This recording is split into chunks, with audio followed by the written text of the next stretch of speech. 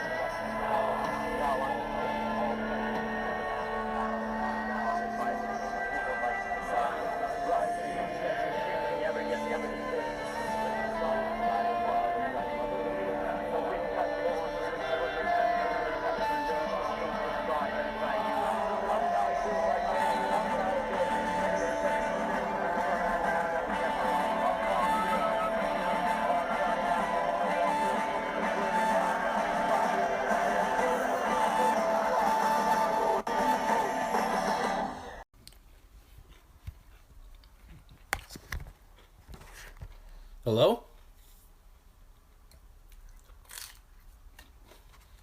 Anybody there? Are you able to hear me? Yeah. Yep. You hear me?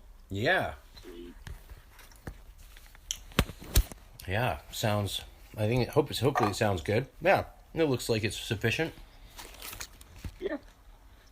Yeah. Audio sounds good. Hopefully the phone recorder will pick it up okay. That's one thing I hate about iPhones is, see, most phones you can hit your phone recorder and call someone and record the conversation. Not with iPhones. Gotcha. It's really inconvenient. Like I understand they're trying to prevent people from breaking the laws in states with one-way consent or with two-way consent, but you know, it's like it's part of Apple's whole thing. Like, hey, we're gonna make you better by not letting you have the option of doing something wrong. Right? And that's not the way we should. Or security theater. Yeah, but you get an Android phone. Yeah, you can hit record, and it makes podcasting really easy because you just call someone and record the call, and you get like a much better quality signal. Definitely. Yeah. I don't know if you can speak up a little bit. What come up a little bit? What's that? Are you able to be louder? I think so. Yeah. Here, let me get a little closer here. It's too bad you're not here better? with me, man, because I hear that you know something about sound and engineering. That I do. Yeah. You able to hear a little better now? Yeah, I think that's better. And the recording's picking it up better than I can hear you because the phone recording is on the computer. Closer to the speaker. Yeah. This is advanced audio engineering techniques. Yeah, I know it really sucks this whole thing went down. I was looking forward to doing so many things with you. Yeah, no, me as well, man. I was hoping to play some music, do some temple work and whatnot, but, shit came out of nowhere. This shit came out of Wuhan. Yeah, there you go. Not nowhere. Yeah, don't insult the place, man. It's known for a lot of great things, like, the virus. I'm just making sure that that this podcast episode gets banned, censored by Spotify. I blame the drummers because Wuhan was also known as a cymbal country, one of the leading providers of, religious gongs and sort of thing. No way. Wow. Yeah, I think definitely. This is exciting for me. I don't think I've ever done a podcast interview with another professional musician before. No, it's my pleasure, man. And you were definitely, I think, an interesting time to be a professional musician.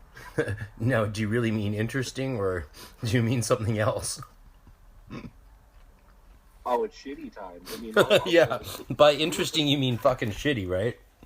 We've been planning an album release for May for the last year.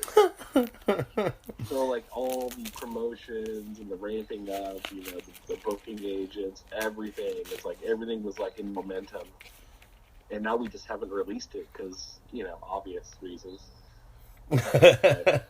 Well, hey, more shit's getting streamed now than normal, though. It's true. I mean, I've got a lot of LA folks that are, doing the best they can, just performing at home and, selling the audio tracks and whatnot. But, yeah. I mean, music is a passion-based industry, so, usually it takes a bit of money to kind of jumpstart that stuff. Oh, yeah. Yeah. So, but it's a good thing, I think, for us occultists. I think it's a good thing, right? We've got a lot of spare time. We've got a lot of solitude. All the accoutrement ingredients to a good ritual. I woke up again at 5:58 today. Yesterday 5:59 spontaneously, naturally, and by 7:38 I posted a podcast episode with a guided middle pillar ritual. And nice. So, like, by noon, I'd, gotten easily what would sometimes, with distractions, take me 10 hours to do. I did in 6. So, that's nice. Makes it hard to stay up at night and go do nighttime ritual work, which is my preference for magic, to do it, especially in an environment such as this retreat center that I'm at. So, there's some amazing places to do magic around here when no one's looking. Sure. When no one's looking. But, yeah, I also like the productivity. And it's nice to get some vitamin D and be out in the sun. Though I think I burned both my legs during the last 3 hours of live streaming. Yeah, they're a bit red. And I'm like Irish skin, so I just go from white to burnt. There's no in between. Yeah, you too, eh? Yeah, definitely. Yeah. Plus, it's hot. I mean, it got up to, 80-something. Oh, yeah. I think it was close to 90 here today. Yeah, no, I hooked the AC back up. And, which, for the real world, is around 32, I think. Mm-hmm. 35, maybe? 35? Yeah, but we're definitely getting it now. Looks like it's going to be dry for a while now. I think California summer is happening. Mm-hmm. It doesn't care about no virus. Ain't afraid of no ghost. Yeah, right? Yeah. So that's nature for you. It just happens.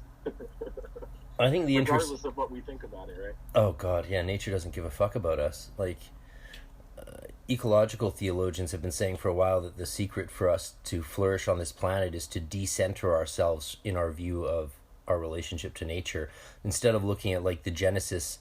The second chapter of Genesis is seeing we have dominion over the fishes of the sea and the plants of the earth and all that stuff. Rather, it's meant to mean stewardship, not dominion and mastery, like we're the epicenter of everything. Because nature's better off without us. We are a virus on this planet. We don't bring anything positive to nature whatsoever. Yeah, no, I agree, 100%. I mean, it's one of those uncomfortable truths, right? Like, in the grand scheme of things, we don't really bring anything to the table. No. Other than in the recent, couple thousand years, personifying it, right? It's become Mother Earth. Oh, yeah. Save it, right? I love that. Change. Sally McFaig, the famous writer on ecological theology and such like that, and metaphorical theology, she was like the dean of Vanderbilt, and now is retired at UBC in Vancouver. She said that with these metaphors of Mother Nature and the earth as God's body, that necessarily leads us to interpret the doctrine of sin in a different way. Because if this is Mother Earth, then clear-cutting is a sin and should require forgiveness, theologically speaking, if you're in that tradition. But yet we don't see us behaving that Correct. way.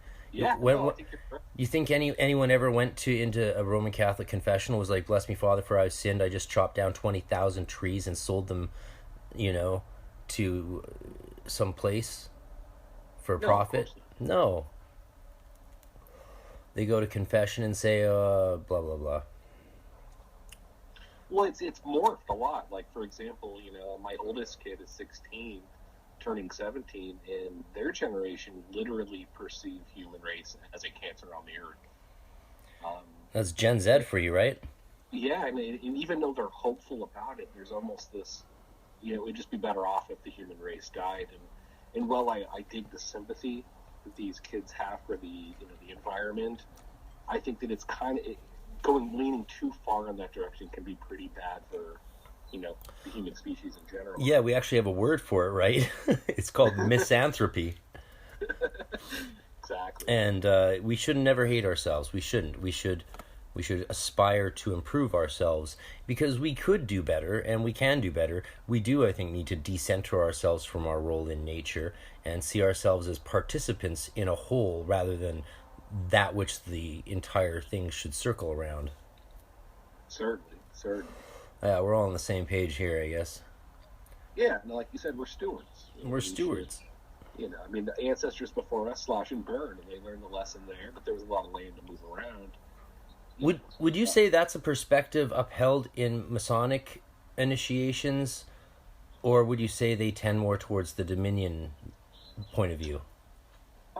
I would say, actually, there's actual symbology associated with it. Symbology? Surely you mean symbolism. It's symbolism. unless you're Dan Brown. Dan Brown knows symbolism so well, it's not symbolism, it's symbology. Gotcha. Well, I mean, there's the cornucopia, which is the symbol of man and industry. There's a lot of symbols that associate men with industry and development. I mean, masonry obviously is more about, sort of the stone in the wall theory, right? Yeah, they're not clear cutting. It's not. No. It's not wood. It's not. It's not lumberdry. It's masonry. Exactly. And today's masons are speculative masons, right? They don't actually cut blocks. They use these tools theoretically for theurgic purposes. Lazy bastards. Totally. Well, no. Let's be honest. We're both masons. I of course have risen to the highest degree. I'm a first degree Mason, and you're still way down at what, 32nd, 33rd degree Mason? Yeah, way down in the chamber. So once in the caves, right? once you put in a bit more time and effort, you'll eventually rise from 32nd or 33rd degree Mason all the way up to where I am at first degree, correct? Exactly. Do I have the structure right? Calculus, right? Do I have the structure right, or have I made a mistake? Am I completely flipping the system on its head? Fair enough.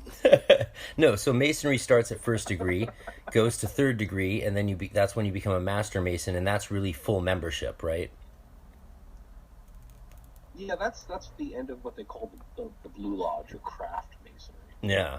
After the third degree, there is no degree higher than the third degree, but over the years, particularly with a lot of Scottish masons, in the introduction of more philosophy coming from different places, they started to create the Scottish Rite degrees, which were actually originally written. The first 6, I believe, were written by Pasquale. Yeah, that's right. And then, the good old one, Albert Pike, then took those degrees that Pasquale had, mixed it with a bunch of other stuff, and literally wrote the system of degrees that we use today. I've heard arguments that Pike is a bit overshadowed by Mackenzie, or is it the other way around? He was overshadowed. I mean, Pike, he would take anything and connect it. And I think guys like Mackenzie didn't like that. They knew that he was kind of taking bullshit and putting together something. He was sort of loosely equivocating things. Yeah, in order, I think, to kind of build his own ego of understanding it. Yeah. He wasn't really a big ritualist, from what I understand. He was more kind of like your armchair Masonic scholar. Like a Lephus Levi was in Hermeticism. Exactly. He Yeah. could put all the pieces together. He could analyze it. It He just could come to some basic truths, but he wasn't really a regular practitioner, so to speak. yeah. Well, yeah. I mean, practitioners, you know, that's that devil worship stuff. Oh, of course, right? Yeah. The real work, right? So as you are what you've gotten the highest ranks in both York and Scottish Rite, correct? For Scottish, I finished all the degrees in York Rite. I'm all the way up to what they call the Cryptic Council.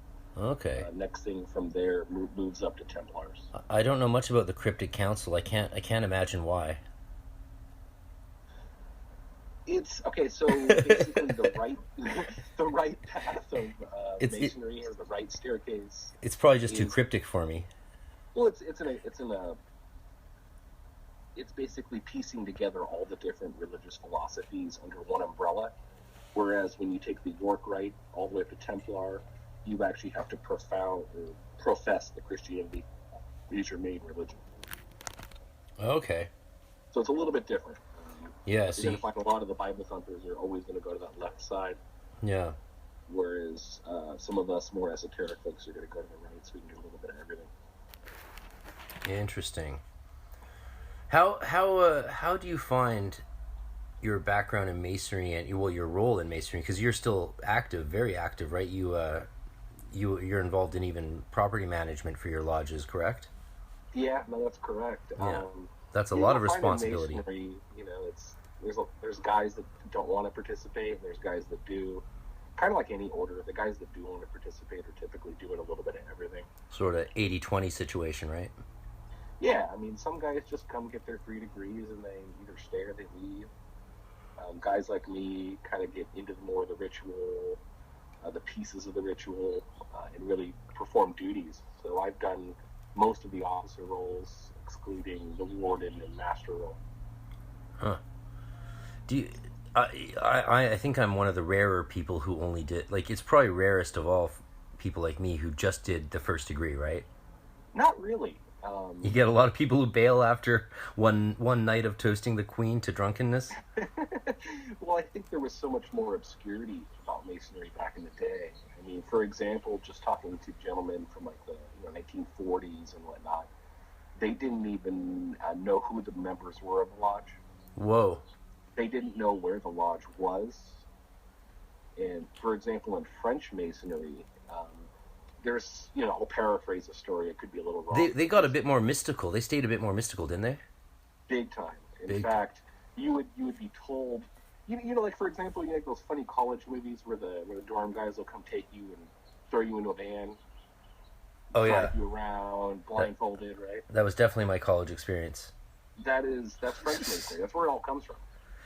Oh. They started the whole, catch you in the middle of the night. You have no idea where you're at. Really? Next thing you know, you're in a hoodwink and you're surrounded by brethren. Huh. Well, that maybe I would have stuck with it if they had done that to me. It would have been exciting. Who doesn't like a little hoodwinking just to throw in some spice? Exactly. Especially if there's no women around, you may as well get into a bit of blindness and bondage play. I hope I'm not... That's probably where the biggest jokes happen. Oh, really? Yeah, no, there's always joking about that. In fact, there's actual written documentation for lodges to calm down their ritual in certain parts of the world. Huh. In fact, locally here in Santa Rosa, there's a big history where, the local family that came through here, one of the brothers that started the lodge in Santa Rosa in Sonoma was actually reprimanded because he was, burning initiates and doing all these funny things that you could probably never get away with today. Wow. Yeah. So masonry's different everywhere, kind of like a lot of systems. Yeah, well, it's interesting to hear that, because I think a lot of people have the impression that masonry is more uniform, whereas things like OTO, Golden Dawn are more disparate. Definitely. The U.S. is pretty universal because it's been around for so long. But overseas, like in Scotland, Glasgow, you can go to their rituals and not identify really anything. Yeah, I would always walk by this Masonic hall in Galway, Ireland, and I always thought about going in and like introducing myself, because when I did do my first degree in 2004, I was told unequivocally that after that initiation, I was a full Mason. Like, they're like, you're just as much a Mason as we are, they said. Even if you never do another degree, you're still a Mason, whether you like it or fucking not.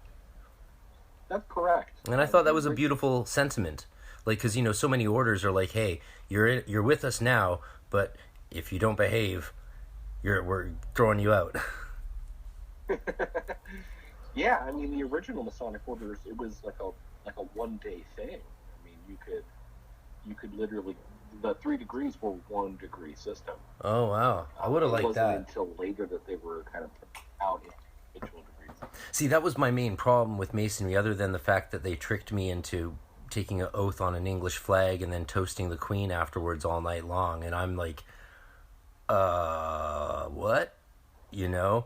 And for me, though, it was like the lack of intensity coming, because my experience, like, I did a bit of AM work when I was a kid, and I got exceptions made so I could do the adult AM work system, even though I was 13. But then when I went into the Golden Dawn, it was so intense in the Golden Dawn that by 7 years later, when I did my Masonic degree, it just felt flat. It felt like, you know, it felt empty and unexciting.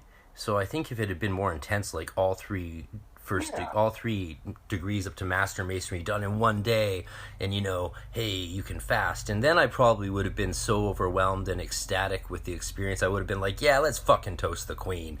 God bless that old cunt, you know? Yeah, this podcast is going to have to get an explicit rating when I upload it. Well, coming from a Golden Dawn background going into Masonry, I think you can kind of realize why the Golden Dawn exists. There were obviously Masons that wanted to dig further and didn't want to use Masonry as a political structure or just kind of like a secret government. They actually wanted to learn, you know, esoteric teachings. Yeah. And so that's where I think the story with Mackenzie and then start is that they're obviously done with their current lodge. They've gotten involved with the Society Rosicrucianists in Anglius, which is the Rosicrucian Masonry, and then from there they took it and did their own thing. Yeah, are you also a member of the SRIA? I am not. It's on my list. I was gonna say, man, you got to get with that. You're missing some degrees. But, you know, knowing brothers that have joined the Dawn that have been SRIA Masons, they do get taught the Lesser Vanishing rituals, so they do get a leg up, I think, on the Dawn studies.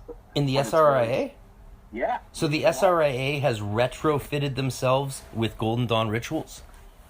No, I would say quite the opposite, the other way around. Because you got to remember that Mathers and Mackenzie were both SRIA Masons before they created the Dawn. Of course, but the ritual of the pentagram was taken out of the cipher manuscripts. So I assumed, therefore, I just ignorantly perhaps assumed that it had no predecessor or antecedent in the Societas Rosicruciana in Anglia. No, it actually has roots in it. For example, when we call the angels. Oh, that's wonderful. The 4 angels, when we call them, they're in different places. That particular passage comes from what they call the Jewish Cain prayer, I believe, C-A-I-M prayer. Well, that's interesting because it definitely exists in within the breastplate of St. Patrick prayer. Mm-hmm. And that's old as hell. That's really old. But what you'll notice is that the original Jewish Cain prayer, which is kind of like a bedtime prayer, angels are changed. They're in different positions. Man, any prayer is better than lay me down to sleep if the Lord kills me. Like, my soul to keep, right? Bedtime, you're gonna die. If not, good for you. I mean, I guess that made sense in the days of no medicine and sickness and early deaths. But these days, oh boy, I think, what a horrible thing to have a child invoking as they go to sleep at night. Yeah, I can't imagine. You may as well have them summon Abaddon. Well, and it shows you how much, fear has been kind of cooked into the croissant of what Catholic is. Catholicism is not. Le croissant de catholique. Right, because it's just layers and layers and layers of misinterpretation that creates this huge body of fear behind everything they did. Right? Interesting. So you're going to do the SRA, of course, one day because you got to get all your brownie points. I don't know that I will. It's interesting, but I think you have to have been a master of the lodge to do it, which means you need to put in another 8 years of just intense memorization. Well, we're still pretty young yet. I mean, we're Gen Xers, but we're young Gen Xers, right? We're as young as you can be and still be a Gen Xer. True.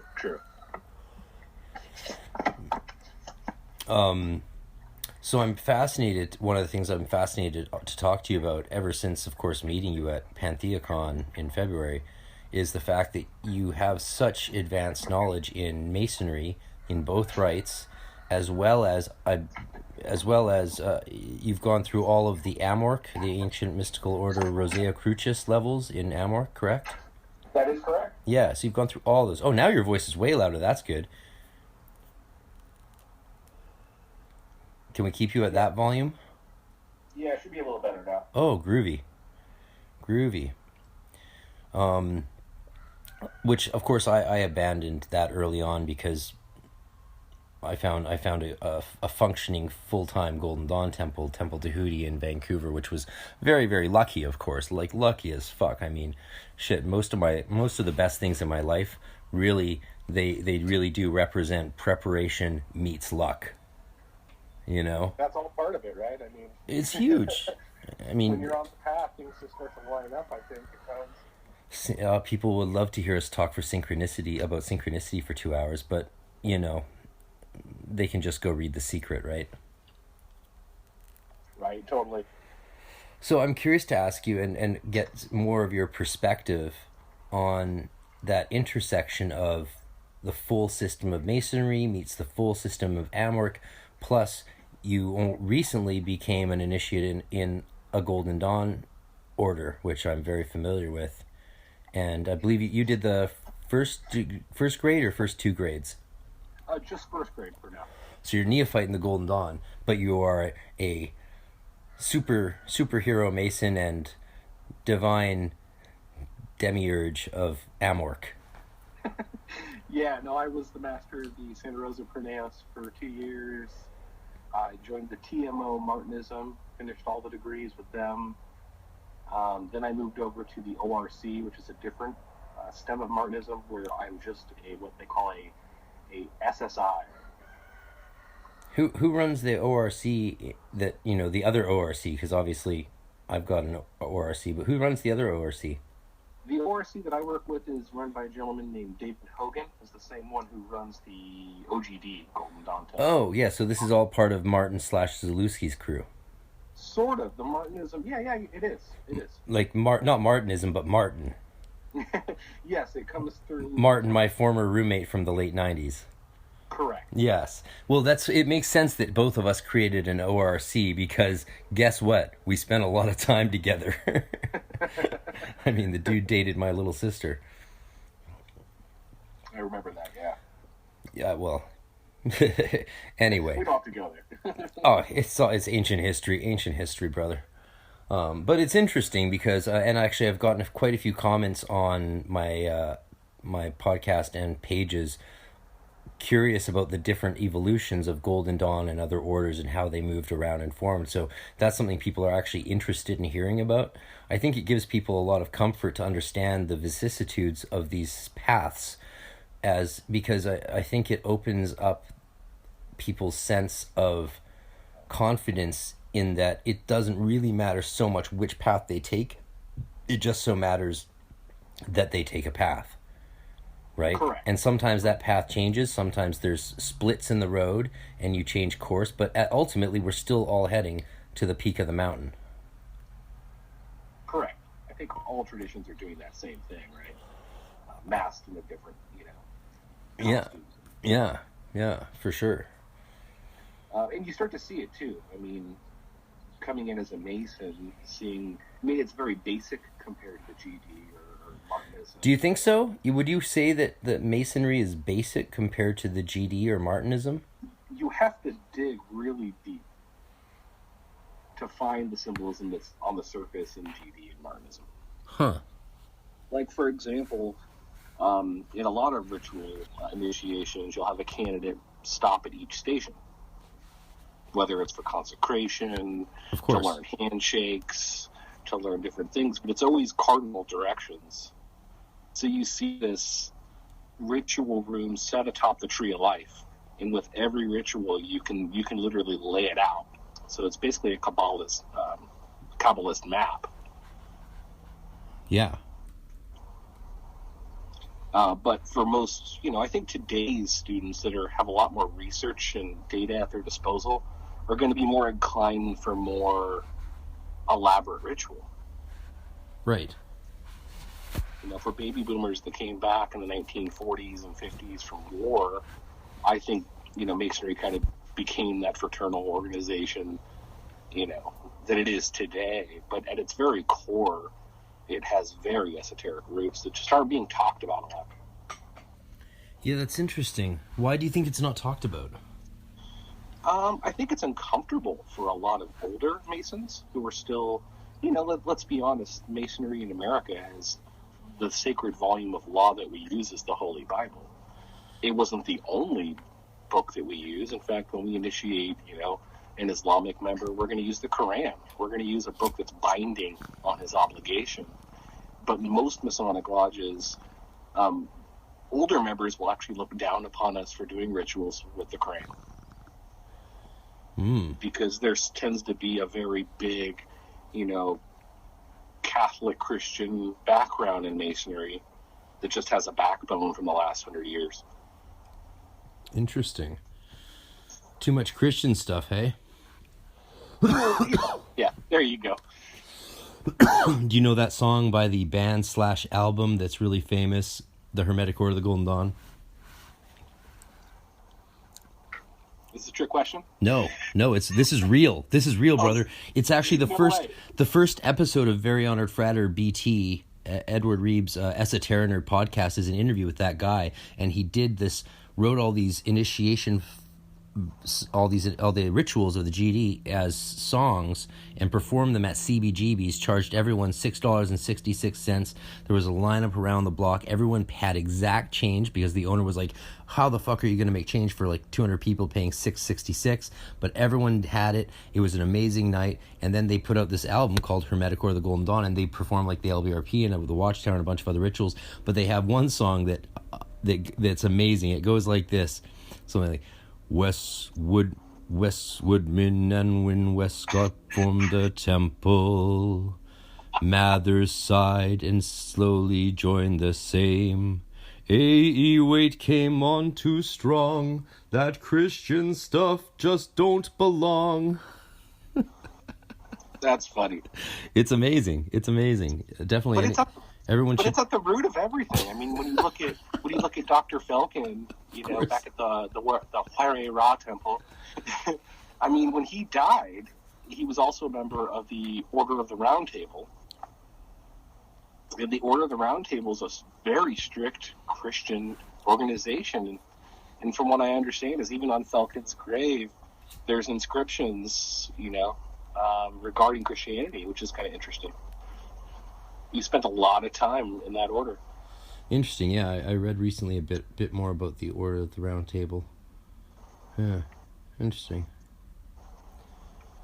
Yeah, no, I think, a lot of people are very critical of the Christian element in occultism and the mysteries and don't like the Bible. And it's just, I always say, I understand that the versions of it you've seen, or that the natural conclusions you see that are drawn from what happens in it are problematic, but it really is crucial stuff. I mean, I recommend everyone read the famous writer Northrop Frye's book, The Great Code, and he was a literary scholar of English literature, and The Great Code looks just at the role that the Bible, both the Torah, Tanakh, and New Testament, have played in the history of Western culture, intellectual development, and literature. And it's, whether you like it or not, like, just go on Netflix. Most of the fantasy, like almost every show on there, is based in the Bible.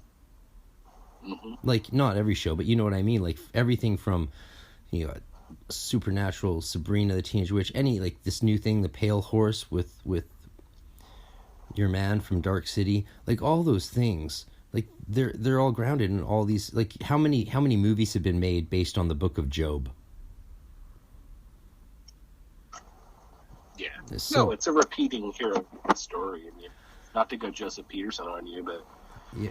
I mean, Disney, everything's been based on that, you know, hero's journey story. Yeah. Did you say not to go Jordan Peterson on me? Joseph Peterson on you, right? He's the big one that's all about the hero's journey. But Joseph Campbell. True. Joseph Campbell is about the hero's journey. Jordan Peterson's the Canadian. Thank you. You conflated them. You conflated Joseph Campbell with Jordan Peterson. You know who would love that? No one. Because Jordan Peterson is not a fan of Campbell. He's more a fan of he's a fan of Campbell's superior, more profound scholar, Mircea Eliade, the religious scholar. Joseph Campbell's sort of like the poor man's Mircea Eliade. He's much more, he's a popularizer of religious history, whereas Eliade is the true scholar of it. Don't tell any Star Wars fans I said that. Gotcha. No, I apologize. Don't apologize. I'm taking the piss. Yeah. No, it happens all the time. You know, it's like you do all this work and you do, you know, you travel so many streams and names and symbols, and every once in a while you got a freebie you can pull back. Yeah. The other thing I often think is, like, you know, it's easy to rag on the Hebrew Bible or the New Testament, but they're both formed from the Babylonian Talmuds, the Babylonian stories, and Egyptian mythology. They really are. I mean, scholars for all of history were curious if there was traces of the Hebrew Bible myths, especially like Noah and the floods and all those things, if there was traces of them prior to that. And it was only in the 20th century, I believe, that we discovered the Babylonian Bible or the Babylonian Talmuds and those stories. And it's like, oh, this is exactly where the Garden of Eden story came from. The Hebrews didn't make it up. They were just carrying it from their time in the exile in Babylon and before that in Egypt. I mean, because Judaism really developed out of Egypt. There wasn't really a Israel before the freeing of all these slaves in Egypt. I agree 100%. It's fascinating. Yeah. So, like, it's all part of our human history. You don't have to syncretize it all together, but they have. Yeah. There's definitely similarities. It's the human story, man. It's the human story. Mm-hmm. We're all one. We're all unique and beautiful snowflakes.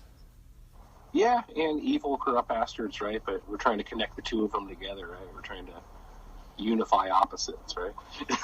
We're all part of the same decaying organic matter. Yeah, I mean, life eats life. We're a part of it. That's the Fight Club version, right? Yep.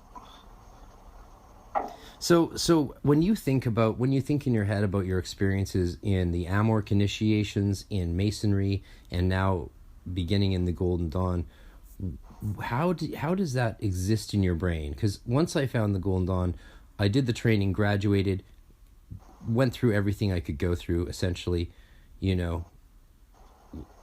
and I've just been following that path, that trajectory ever since. I don't need to, be under anyone's thumb anymore, but that's my path. I haven't really focused on any other paths other than incorporating Yeats's Celtic mysteries and finishing his work, of course. But for you, you've got these three major traditions alive in your life and in your spiritual being. How does that feel? What's that like? I'm curious. I think about all the time since I met you, what would I be like? How would I be different if I had all of your experiences? It's a blessing and a curse, right? I mean, there is something very, something to be said about following one path and just taking it as far as you can go. And I think there's nothing wrong with that. And in fact, I would probably argue for people starting out to just do that. But for me, as a recording engineer, I'm kind of an analytical thinker. So, when a lot of people look at a studio of 1,000 knobs, I was the kid that wanted to learn how every knob worked, how it, and each rabbit hole that I went into eventually connected back.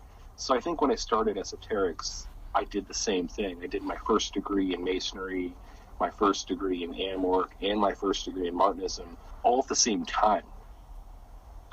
So you could almost say that you're spiritually capable as well as physically capable of multi-tracking. There you go. I mean, but it's tough for mentors, right? Because every mentor from every order you join wants to see a specific change. So, like for example, when you join the GD, people are like, "Oh, wait till you get to 110 and, get in the mud and wade deep." Where I felt like with each tradition, I've had to like restart, act a fool on the neophyte, on the, and just kind of be humble. It's actually helped me keep a humble attitude towards all traditions. Well, that's really good. Yeah. Because they all expect change. They all want to. Well, that's the thing. Like, yeah, if you've achieved, for lack of a better word, mastery in one path, how easy is it, right, to then go and start behaving like you don't have those qualities? Yeah, I mean, put it into perspective. I mean, like, for example, like being a Mason, I had already done all the degrees. I had done my 32nd degree, and then I joined the Golden Dawn as a brand new student, right? And when you join the new order, you're expected to be right back to the basics. You're stripped again. Now imagine what it's like thinking you've achieved some sort of form of enlightenment, and then someone saying, "Put the hoodwink back on." Exactly. So it's good, I think, and you can see why Mathers and Mackenzie wanted to do this, because you can get really high on your own ego in esoterics quickly. Really? Yeah, right. Unfortunately, it often, especially during this crazy occult revolution we're experiencing, it seems to be more and more the rule and not the exception of egotism. And well, it's hard. I mean, being blessed with, think of it like a secret, right? If I told you a secret about a corporation and I said, this is between you and I, blah blah blah, people love secret and privileged information, right? Yeah. Well, people love to be special. Exactly, and more importantly, people like to tell people that they are special, right? Oh God, yeah. Well, right. So when you first join an order, you are given information that wasn't there for you before. Yeah. So I think most people tend to go, "Well, you're ignorant." Right? I think that's why it's really important to keep the 4 Hermetic principles in your soul, right? Mm-hmm. You dare, you will, but then you've got to stay fucking silent. Yeah. Like, I was going through the Golden Dawn from 15 to 19 for the Outer Order. So I graduated the Golden Dawn a couple months before I graduated from grade 12. And it was very hard for me to not let anyone know what I was doing. And it made me feel at times like I wasn't seen. People didn't understand me. And if I could only tell them more about myself, they would be nicer to me. But I couldn't tell them anything about any of that stuff at all. Where do you start, right? Right. So, I mean, I knew I was doing work that made me feel good about who I was and challenged and elevated my soul, but I couldn't explain that to anyone in any way. So I just had to sort of really learn to live it, and at the very most teach to people about who I was by the example I set. And that was hard, especially as a teenager who was sort of a pariah. You got to try it, right? Until you try it. I think that by giving people experiences, even as a teacher to younger students, I have to be careful not to give them my experiences, but to give them the information they seek to get them closer to where they'll experience them, right? Yeah. Because, wisdom can't be just given, right? You have to understand it, through Bina and Kokomo. Well, that's what people don't get about, like, the mysteries. Going back to being an armchair magician or a theoretical occultist, the mysteries is the experience. If you don't have if you just have theory, you don't have experience. And the mysteries are the experience. That's the thing you can't communicate to anyone. Because if you don't do the work, you don't experience the mystery. And that's that.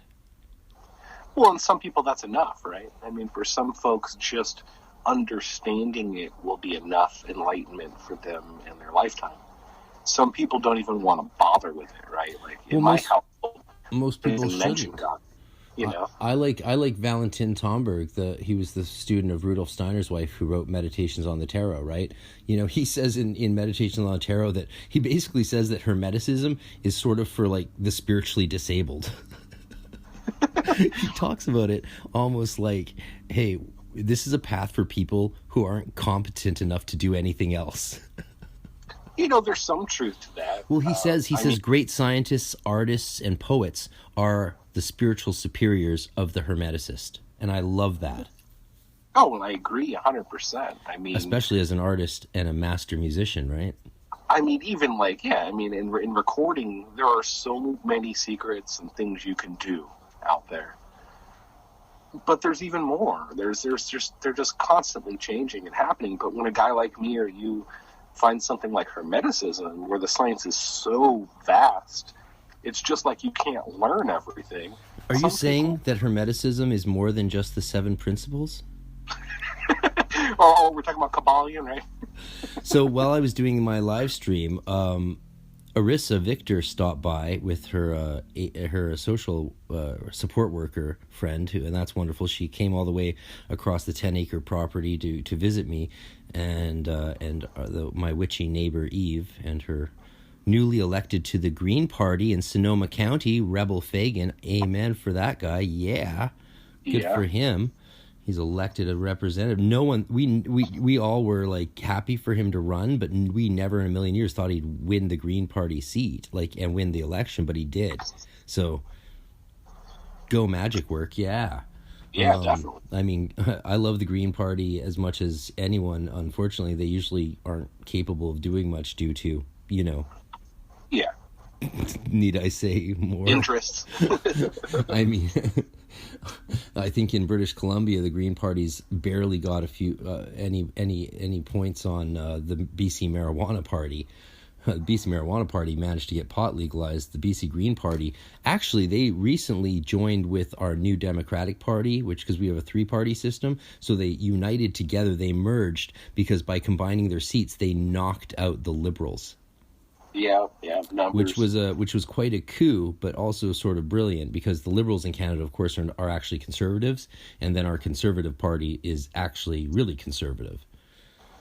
Gotcha. So we got 2 conservative parties, the Conservatives and the Liberals, and then we got the New Democratic Party, who we've been punishing for most of my life since when I was little. They were elected, and the first thing they did was doubled our taxes. Oh, great! Yeah, great. even liberal, even socialist Canadians were nonplussed. Yeah. I remember being like 7 years old or 6 years old in the grocery store, and my mom like cursing under her breath. She's like, "We have to be careful now because the taxes just doubled." Oh God. Okay, let's not talk about Canada. No, but you bring up an interesting subject. For example, when I saw you talk about W.B. Yeats and the political interests in Ireland, I mean, a lot of people. I know that the Illuminati idea nowadays has gone way conspiracy, but it's no surprise that both Rosicrucians, Masonic bodies have all used the esoteric school as a way for political freedom. Yeah. I mean, maybe not so much nowadays, but it certainly did. Yeah. Yeah, well, it could be argued that we should do more of that. I don't know if that's a great argument, but... Well, it's hard to say. I mean, we'd like to think that when they say history is written by the winners, right? So when we read the American history, we read America as being free, but really, these Masons were a bunch of traitors, right? They came here, they worked here from England, and they decided to screw the Queen and use Masonic, authority to kind of create an organization for it, right? That might be something to do with why English masonry is still not quite as inviting to us North American Masons as we would like. True, definitely. I was told when I was initiated at Trinity Lodge in Vancouver, which is, they have their own skyscraper. And I really joined partly because I was a little curious, but also my family's like 5 generations of Masons, but then there was no men for 2 generations. So my grandma was like, she thought it would be great if I continue the tradition, even though she had, her father, my great-grandfather, his last name was Gage, and he was the head of the Masons for quite a while, and they even had his name in the Trinity Lodge ledgers and all this stuff. He had met the British royalty when they came to town, because that's mandatory that when the British royalty come to Canada, or to one of the provinces in Canada, they have to meet with the Supreme Mason, or whatever the name is, of the main lodge. Yeah. They have a formal dinner, and it's mandatory. That's fascinating to me. Definitely. Yeah, there's a lot of power actually in it, even though not as much as probably the conspiracy theorists would like to imagine. Well, I mean, most of the conspiracy theories are kind of fake, but I'll throw you a bone. I mean, well, except for David Icke, right? David Icke is legit. Well, like, there's some really interesting. joking. I know Masonic history is probably not as glorified as esoteric teachings, but when you look at the history of Masons, I mean, there are some things to feed into conspiracy theory. For example, the Underground Railroad. The Underground Railroad was constructed through Prince Hall Masons and Masonic halls throughout the U.S. Really? That's a good thing, isn't it? Yeah, we read history about, thousands of African Americans being brought from the south to the north with no trace in the middle of the night. Wow. Well, what do you I had no idea that had a Masonic connection. Yeah, we were hiding them in lodges and then bringing them to the next town lodge. No shit. You were hiding them in fucking lodges? Yeah, just like all the esoteric teachings. We would hide all the Martinist teachings during times of war. We've been kind of a safe house for a lot of esoteric teachings. Huh. Wow. So if I end up homeless here and can't get back to Canada, I should just go knock on a Masonic lodge? There we go. We'll hide you. You're the property manager, right? You could just hide me in a coffin for a couple months? There's tons of Masonic stories throughout World War II where Masonic lodges were being used to funnel, famous scientists, politicians. Wow. Because Adolf was one of the first to really come after the lodges. Adolf who? Adolf who? Hitler, man. I mean, he wanted, more so his, but more so his propaganda manager, Joseph Goebbels. I mean, he was fascinated with Masonry and esoteric culture, and he basically stole all that stuff. He stole what he could. Well, yeah, of course. I mean, like, even the Greek political party, the Golden Dawn, God damn it, their introductory textbook for their new recruits was Goebbels' book. Yeah. Was it Goebbels or was it the other dude? Whatever. They're all fucking awful. Yeah, no, it's terrible. Just a quick shout out to any white supremacists listening to this podcast. Yeah, you're not welcome. Oh no, you're very welcome. You are welcome to come on this podcast. I just want to say, fuck you.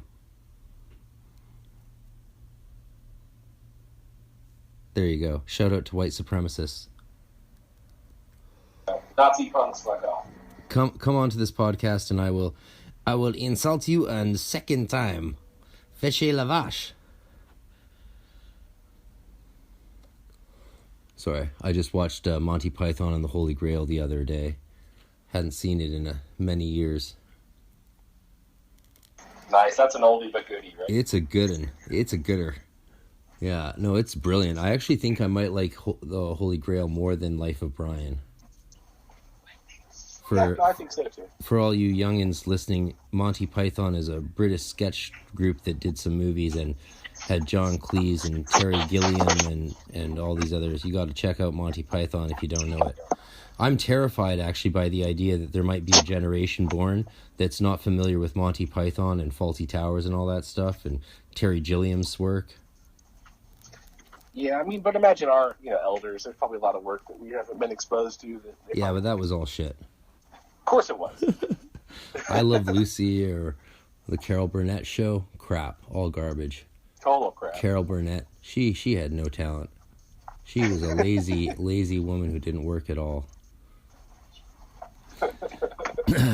A note to our listeners. There's dry humor. Trigger warning, dry humor. Irony is defined where the actual meaning is the opposite of the literal meaning, as we all know from the classic film Reality Bites. Nice. Right? Yeah. So, but going back to drawing parallels, I mean, in masonry, you're taught that gravity creates verticals. It's a constant, no matter what. Up and down, ascension and back is a given. But by horizontally, we can understand how to create levelness, which is the basics of building and construction, but very symbolic of the Malkuth cross, right? The cross of Malkuth. Yeah. Interesting. That's what we're saying, Interesting. I'm formulating that causes a lot of thoughts to well up in my mind, and I'm trying to give them form to make the right question. I know you've got so much to share, and I was struggling a lot since I met you to constantly think of how to phrase things in ways that it gets the wheat from the chaff, because given that we both have these musical predilections, shall we say, and we were jamming at the hotel at Pantheacon right away almost, and we were jamming in a special way. Would you agree? Definitely. That special kind of jamming I'm talking about? It's not two people both playing music. It's actually two people fucking the same groove. Yeah. What are the chances, right? What are the chances? Because there was a lot of musicians there, but the way we were playing, it was less. It didn't matter what notes we were playing. All that mattered was the relationship of those notes to the groove, and the way we hit that pocket or pushed it or pulled it. That was what it's about, and that's what real music's about. And I think there's strong analogies in that to magic and spirituality. Oh, that's magic in a nutshell. I mean, how it is when you jam with somebody. When you get in the jam, when you get in the moment, everything becomes quantum. For those you just that said quantum, musicians, so I have to do a bong hit. There you go. But in all reality, it's kind of like in jazz was based on that theory of expression. And if everybody can get on that same wavelength, then you can ride that quantum structure until you realize. Oh my God, this podcast episode is totally going to be taken down. Pardon my coughing. No, but you know how it is when you get into a jam with somebody and it's just perfect. If you stop to think about it for even a split second, you're no longer in the. It's gone. Yeah, it's gone. It's gone. Yeah, music. Because it's all focus. When you're playing music to that level, it's really like that principle of the magician card, which is concentration and focus, to the point that your whole being becomes subsumed in that single point. Or as the OTO likes to say, the Hagid. Hagit? Mm-hmm. Yeah, Hadit. Not Hagith, that's a different spirit. Hadit, right? That point. And when you're in the point, you're gone. You cease to exist. All that exists is that point, and you are that point. The point is you, and it's completely transformative, really, is the word, I think. Transformative. It is. It's transformative, and think about the binary approach to that, right? Where you've got two different mind frequencies focusing on the same jam, but still focused on the point. It's like the two people become one. Exactly. Well, that's why I crassly often think about it as this sort of psychosexual experience, even with another dude who I'm jamming with, because you both are hitting that same point, and to hit that point, you have to both cease being separate entities. You have to become the same entity, and you are consumed and united in that point. Exactly. And I think that's the point, is that the two opposing or joining points create an egregore. Oh, I like that. That's like the pillars of force and form uniting in the middle pillar. Exactly. And it creates an egregore that only we're creating at that moment. Now, if another musician heard us and pulled out a conga drum and somehow could write into that point, it would be an even greater egregore. And it would create almost like a harmony in different points in time. Yeah. Yeah. It's kind of the basis of somatics, if you're familiar with somatic and resonant frequencies. I'm not. I'm not an award-winning engineer like you are. Well, I mean, not to go Kabbalion on you, right? Everything vibrates, right? But if you, only if you have enough batteries, brother. There you go. but that's a great example right there, right? Because for example, let's say you walked into a room and there's the humming of a dryer. In the U.S., that's going to be 60 hertz. In the United Kingdom, that's going to be 50 hertz.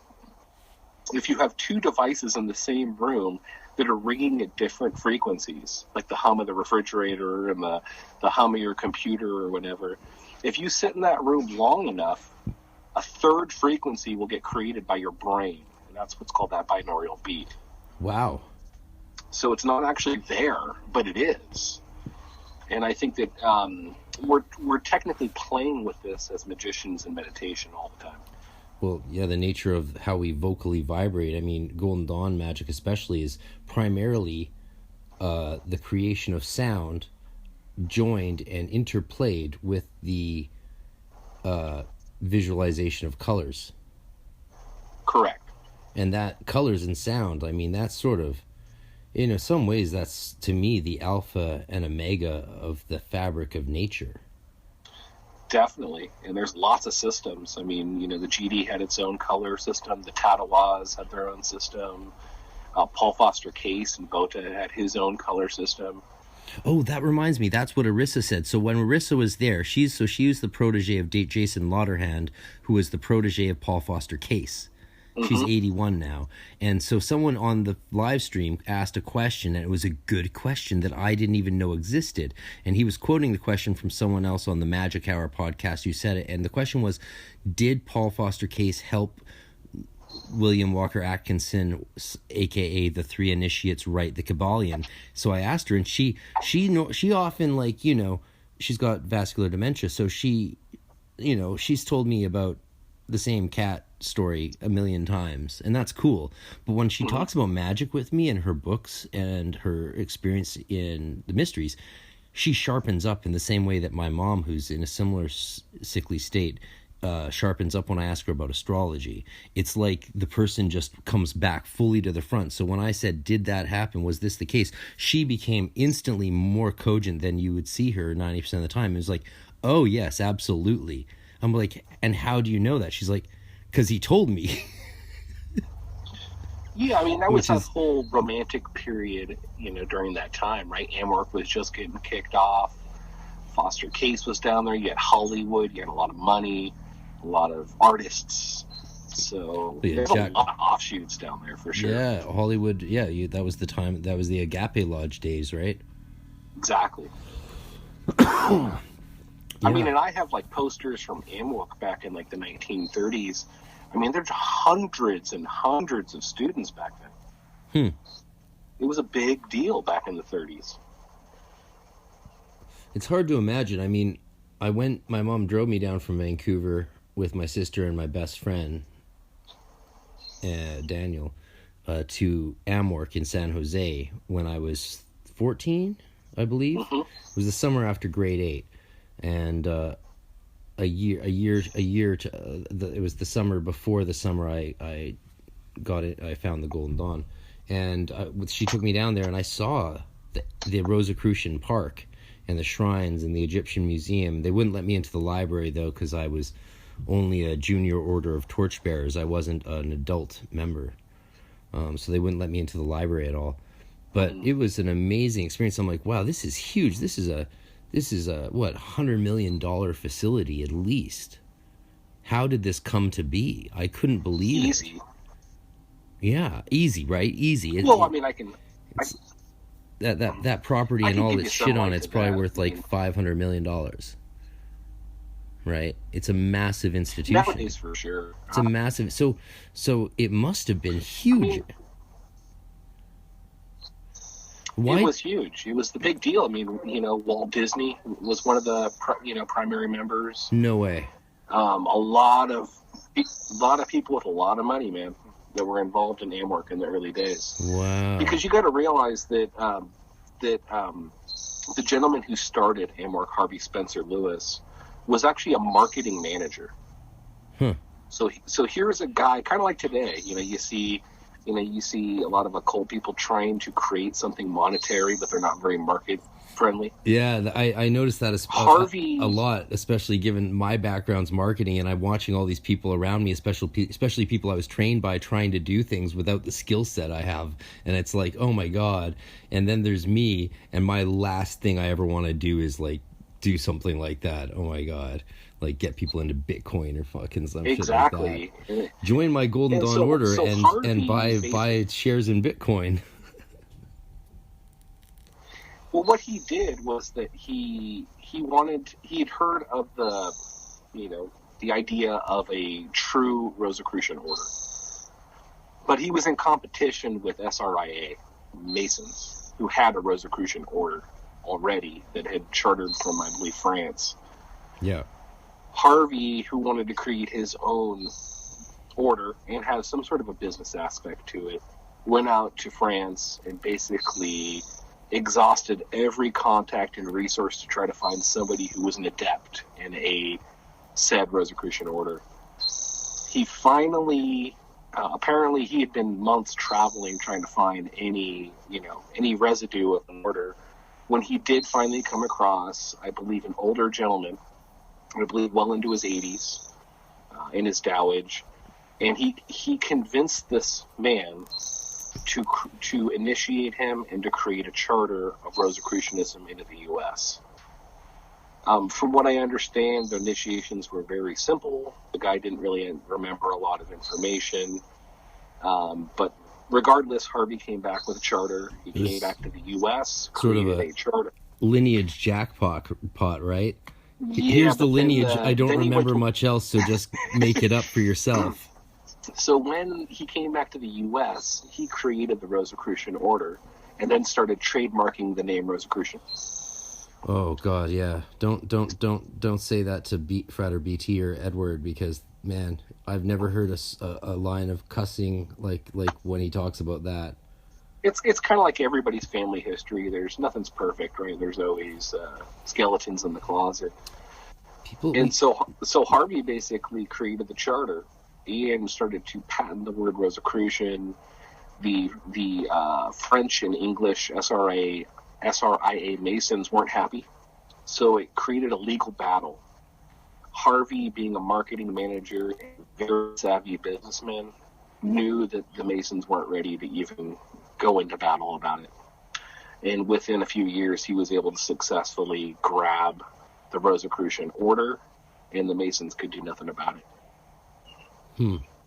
And at least that's the AMWORK portion of Rosicrucianism. I can't speak for all of Rosicrucianism because there really technically isn't an order, right? It's an invisible order, right? Well, how do you know someone's a true Rosicrucian? Tell me. You can't. Exactly. Because the Fama Fraternitatis was all about that, right? Exactly. After that thing was published, everybody wanted to claim that they were the order. And if you want the most comical, ingenious, yet scholarly play on that joke you can ever find, you got to read Umberto Eco's Foucault's Pendulum, because he takes the whole I'm not a Rosicrucian thing to the nth degree in the most hilarious dialogues and narratives you could ever want in a 1,000-page book based on the Western Mysteries. That's awesome. A fiction novel. Yeah, I highly recommend everyone read Umberto Eco's Foucault's Pendulum. There's 10 chapters. They're a couple hundred pages each, and they start at Keter and end with Malkut. That's great. I'm gonna check that out. Oh, it's gonna blow your fucking mind if you've never read Umberto Eco before. Like, this is the kind of guy who would write page-long paragraphs that were one sentence and do it properly. And by properly, I don't mean grammatically, like not breaking grammatic rules. I mean uniting grammatical rules, logic, with content, form, and beauty. beauty. Amazing. Yeah. Amazing. His first book, Echo's PhD thesis, was called The Aesthetics of Thomas Aquinas. Interesting. What an amazing PhD title, eh? Yeah, no, definitely. Like, Jesus. He's also written books like The Aesthetics of Chaosmos, The Name of the Rose, which famously became a movie with Sean Connery and Christian Slater, and now is also an Italian-made miniseries. So, yeah, Umberto Eco is he understood esotericism in the Western system very well. He's the professor of semiotics. He was the first professor in the world of semiotics at the University de Bologna. But he also smoked like 3 packs a day, so he died a few years ago. Yeah. Yeah, it's amazing. Like, some of the most well-respected occultists and people, the giving trees, so to speak, are the people I go to for information. You know, it's kind of like the old Tibetan, happy monk that's drunk all the time because of all the truth he knows, right? You tend to find that a lot in a lot of these older esoteric scholars, right? Well, just at the Fellowship of Isis, so Isis Oasis here at their the convocation where they ordain their new clergy members and have 4 days of lectures. I was the penultimate. I was not the penultimate. I was the final lecture.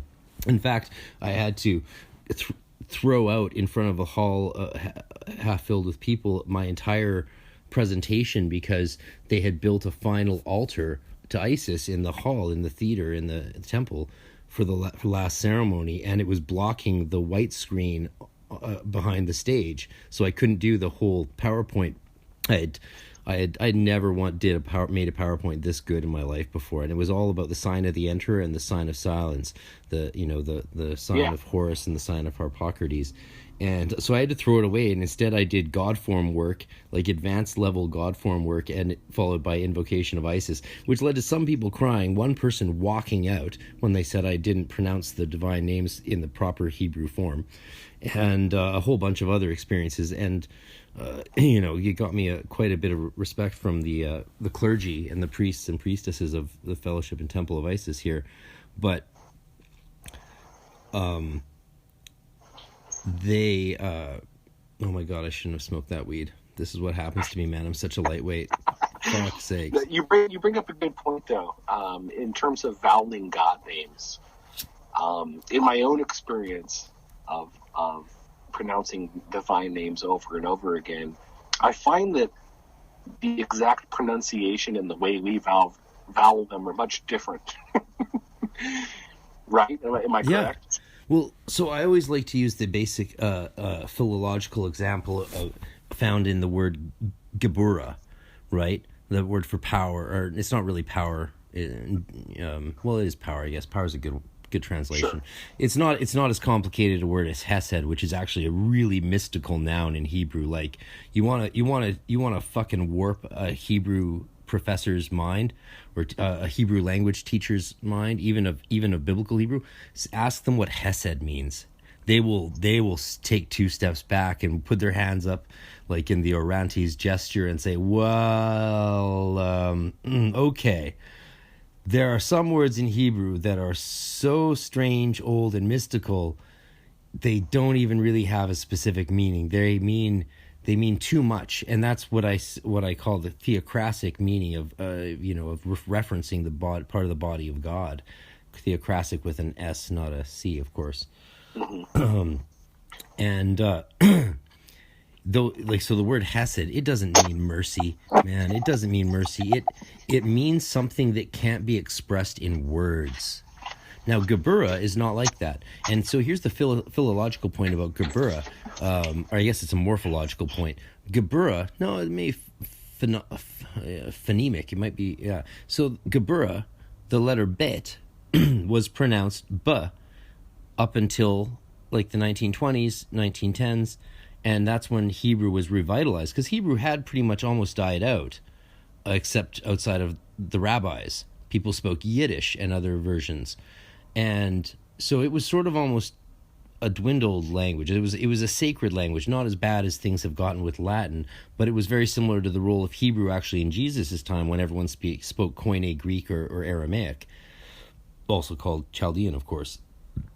And so the word Gebura in the 20th century became gevura, right?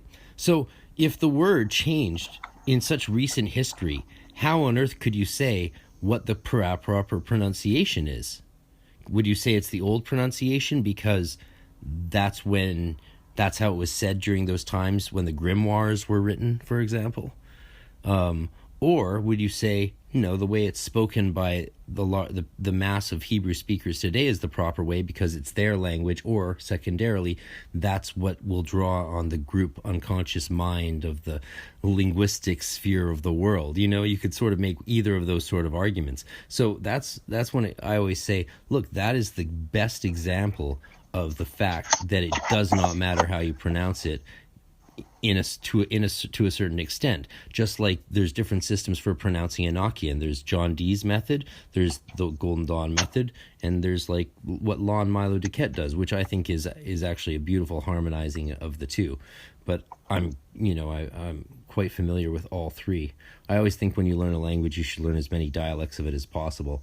And here's at the bottom end of the day, though, I think no matter what dialect of Enochian you choose to speak, to the angels, it probably all sounds like baby talk. Like, we sort of know what you're saying. Are you saying that word? Do you want some ketchup? Or do you want, okay, you know what I mean? I think when we speak Enochian to angels, they're like, oh, that's cute. That's adorable. And then of course you invoke your divine will and command them, and they're like, yes, we understand who you are. But I think at some level, they're still also sort of like, too bad you just can't speak our language better. Well, yeah, no, I agree. And there's some clarity there. I mean, like, when you deduce for example, Hebrew is an mystical alphabet without vowels, right? It has no vowels. We have to breathe the vowels into the words in order to make sense of the words. And vowels weren't added till the early Middle Ages, as well as punctuation. There was no punctuation and no vowels in the Hebrew scriptures until the early Middle Ages, like 5th, 6th, 7th century. Exactly. And being from an audio, production background and synthesis, all sounds are created through 4 wave types. It's a sine wave, a saw wave, or a square wave, or noise. And the mixtures of all these things create every sound we have. In fact, you can successfully synthesize any natural sound using combinations of these 3 and the 4th waveforms, almost like elements. Wow. So when you look at every language, dude, that's phenomenal. At its sum is sine waves, triangle waves, and square waves with noise. The only noise that we create as humans is through our mouth and our teeth. Wow. Everything else is vowels. It's my own construction of my mouth that creates those different consonants. Consonants can't be created without a mouth. So I think the key word here is when we're voweling God names, they're going to be much different than the Hebrew alphabet because we're working on the vowels themselves. Going back to Egypt, you've got Ra, the sun, Ma, the moon. And universally, these things can be understood. I can tell if you're tired if I'm English and looking at someone who's, from China based on their yawn or based on the type of vowels they're using. So I think all language can be deduced to those vowels. Yeah, I like that. And do you know what's fascinating? I love that you brought this back into music because I just realized, you're also a drummer, correct? Yes. As you were playing dobro with me, which is, for those who don't know, it's one of those guitars you often lay on your lap and play, and it's got the metal top, right? It was a dobro? Yeah. Correct. Different from a steel guitar or a lap steel, and let's not get into the distinctions there because they're completely counterintuitive. But when it comes to being also, so you're talking about these waveforms creating any sound, and it reminds me of the idea in the Book of the Law. Shout out to all you Thelemites, you'll love this. But the idea of the point of concentration of hadith, the ethic of the magician, and that focus and concentration of will and loss of self through subsumation in the point. As a drummer, I've always heard from other drummers from the best drummer. Every time I worked with the best drummers I know, like I got to work for quite a long time with Katie Lang's old drummer, Randall Graves, and we shared a studio together. And like, what a mate! Like, these guys are sick, right? I've not heard you drum yet, other than play cajon. But I assume, given the fact that you're in the metal genre, I assume you're toy as a tiger. But the best drummers I've worked with have said to me, because you know how we have songs in 4/4, doosh, doosh, doosh, doosh, or 6/8 or 9, or I write a lot of songs in 11 and 7 and 12 and stuff. But the best drummers I've worked with have always said to me, you know what? When I try to say, hey, this is 6/8, I want to go to 3/4 here. They look at me and they say, Elegwin, or that's not my name. I didn't say that. Oops, shit. Oh, they say, Frater RC. They say, just play it. I'm like, what do you mean? They're like, look, man, everything is in one. True. Crazy. I mean, all rhythms. All these things are our attempt to describe the one, the experience. The one, right? this logos idea, this point, the single hadith.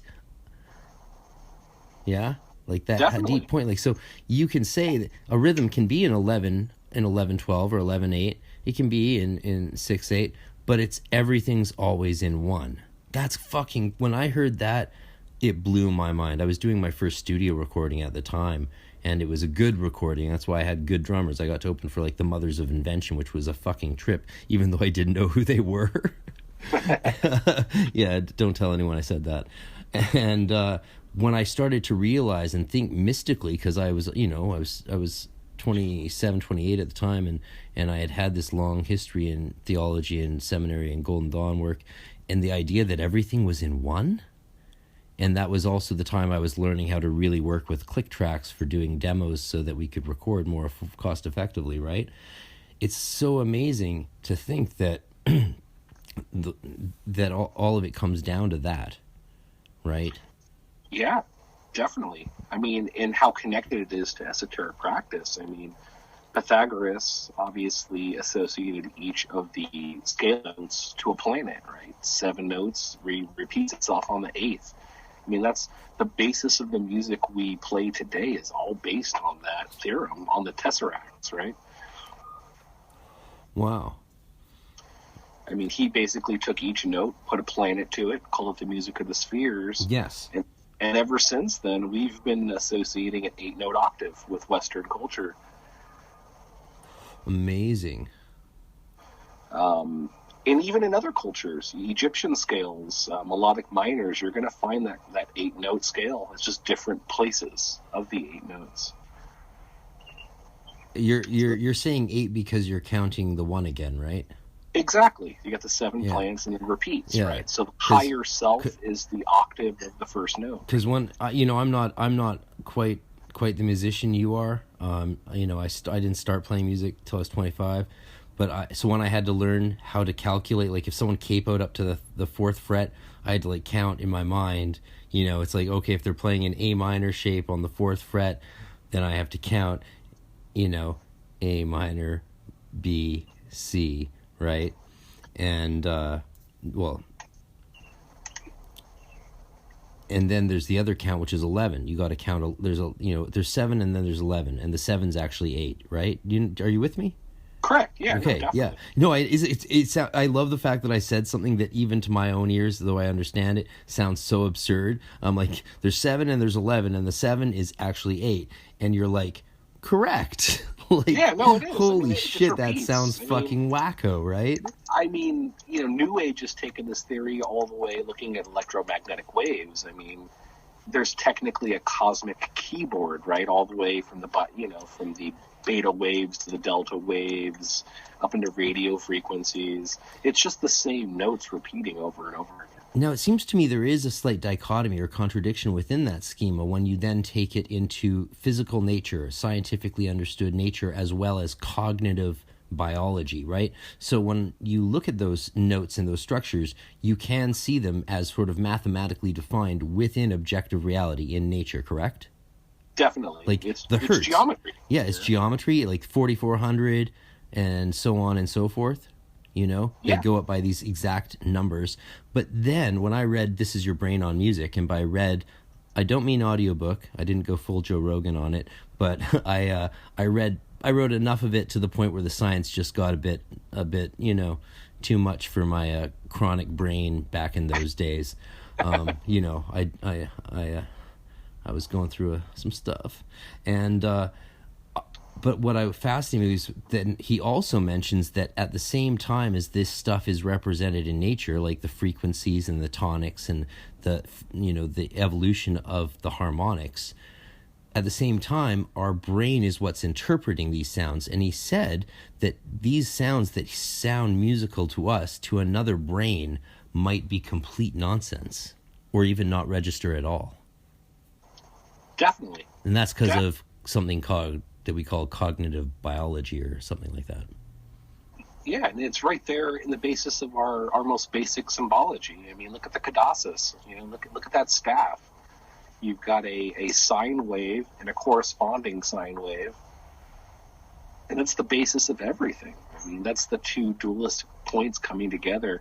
That's the reason when you take two piano notes next to each other and hit them both at the same time, you get a feeling of uncomfortableness, right? Because you're taking two notes right next to each other that don't mathematically line up. You ring them together and you create irritability. Well, the notes that don't line up, that is the accidental occurring to the harmonic, right? Correct. Exactly. Playing an accidental note. If we play it over and over again, you'll eventually find harmony in it. Is that the same thing as what they classical musicians called like the devil's whatever? Definitely. Two notes next to each other. Every horror movie, every Jaws movie, let's go back a long time, right? Do, do, do, do, do, do. I always like doom, doom, doom, doom, doom, doom. Right? It creates a stir inside of you because even your brain can't make sense of that mathematical combination. Huh. And it's waiting for resolution. And I think that's kind of the building blocks of songwriting today. The best songs create resolution and distress at the right times of the song based on the right lyrics, right? Yeah. It's kind of like a good paper. Present a problem, create a solution. A good song should do that. Huh. Well, of course. Yeah. I wrote my first new song in many years, actually, which is crazy for me to think about because I'm sort of the 30 songs a month kind of writer usually, and I sent you the demo right after I laid it down within like 1 hour, like lightning bolted into my brain. So we'll have to talk off the air what you think about that. Yeah, I mean, there's a whole, you're making me think of the whole writing process of the four worlds of Kabbalah, right? We're constantly playing with ideas, manifestation, blueprints, formation, and then a lot of times we'll go back up into different worlds until we're done with our piece.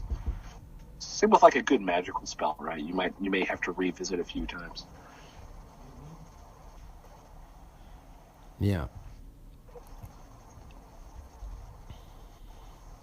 Doing a podcast interview, man. Talk to you later. Sorry, that's a roommate banging on my door.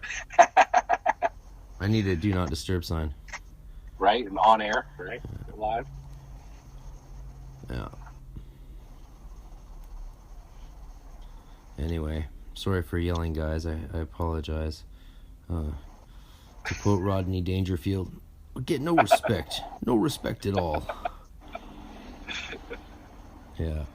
But so this really ties back, to come full circle now and swallow our tail, this goes back to the vowels of the Hebrew language and the intonation. The idea of that single point when we're vibrating a divine name it's about not so much saying the word quote unquote right. It's about having where our focus and the vibration and the concentration, the will and the imagination all subsumed into that single point. So if you're focused on that point, who cares which decade pronunciation of a word you're saying? Because language changes all the fucking time. Well, it goes back to the will, right? It goes back to the individual doing this over and over again in a repetitive fashion. In my own experience, I found that I've been kind of changing the vowels not because of my own liking, just it's kind of happening. The more I do it, the more the vowels kind of take on their own way, so to speak. I mean, before you know it, if you do it enough, you're repeating these names often enough that they just kind of come out of your mouth. And before you know it, you're almost being guided or coached in a way. There's some inner intuition happening. You know, I've noticed it in my own work that the way that I use the vowels change as I've moved, in my progress.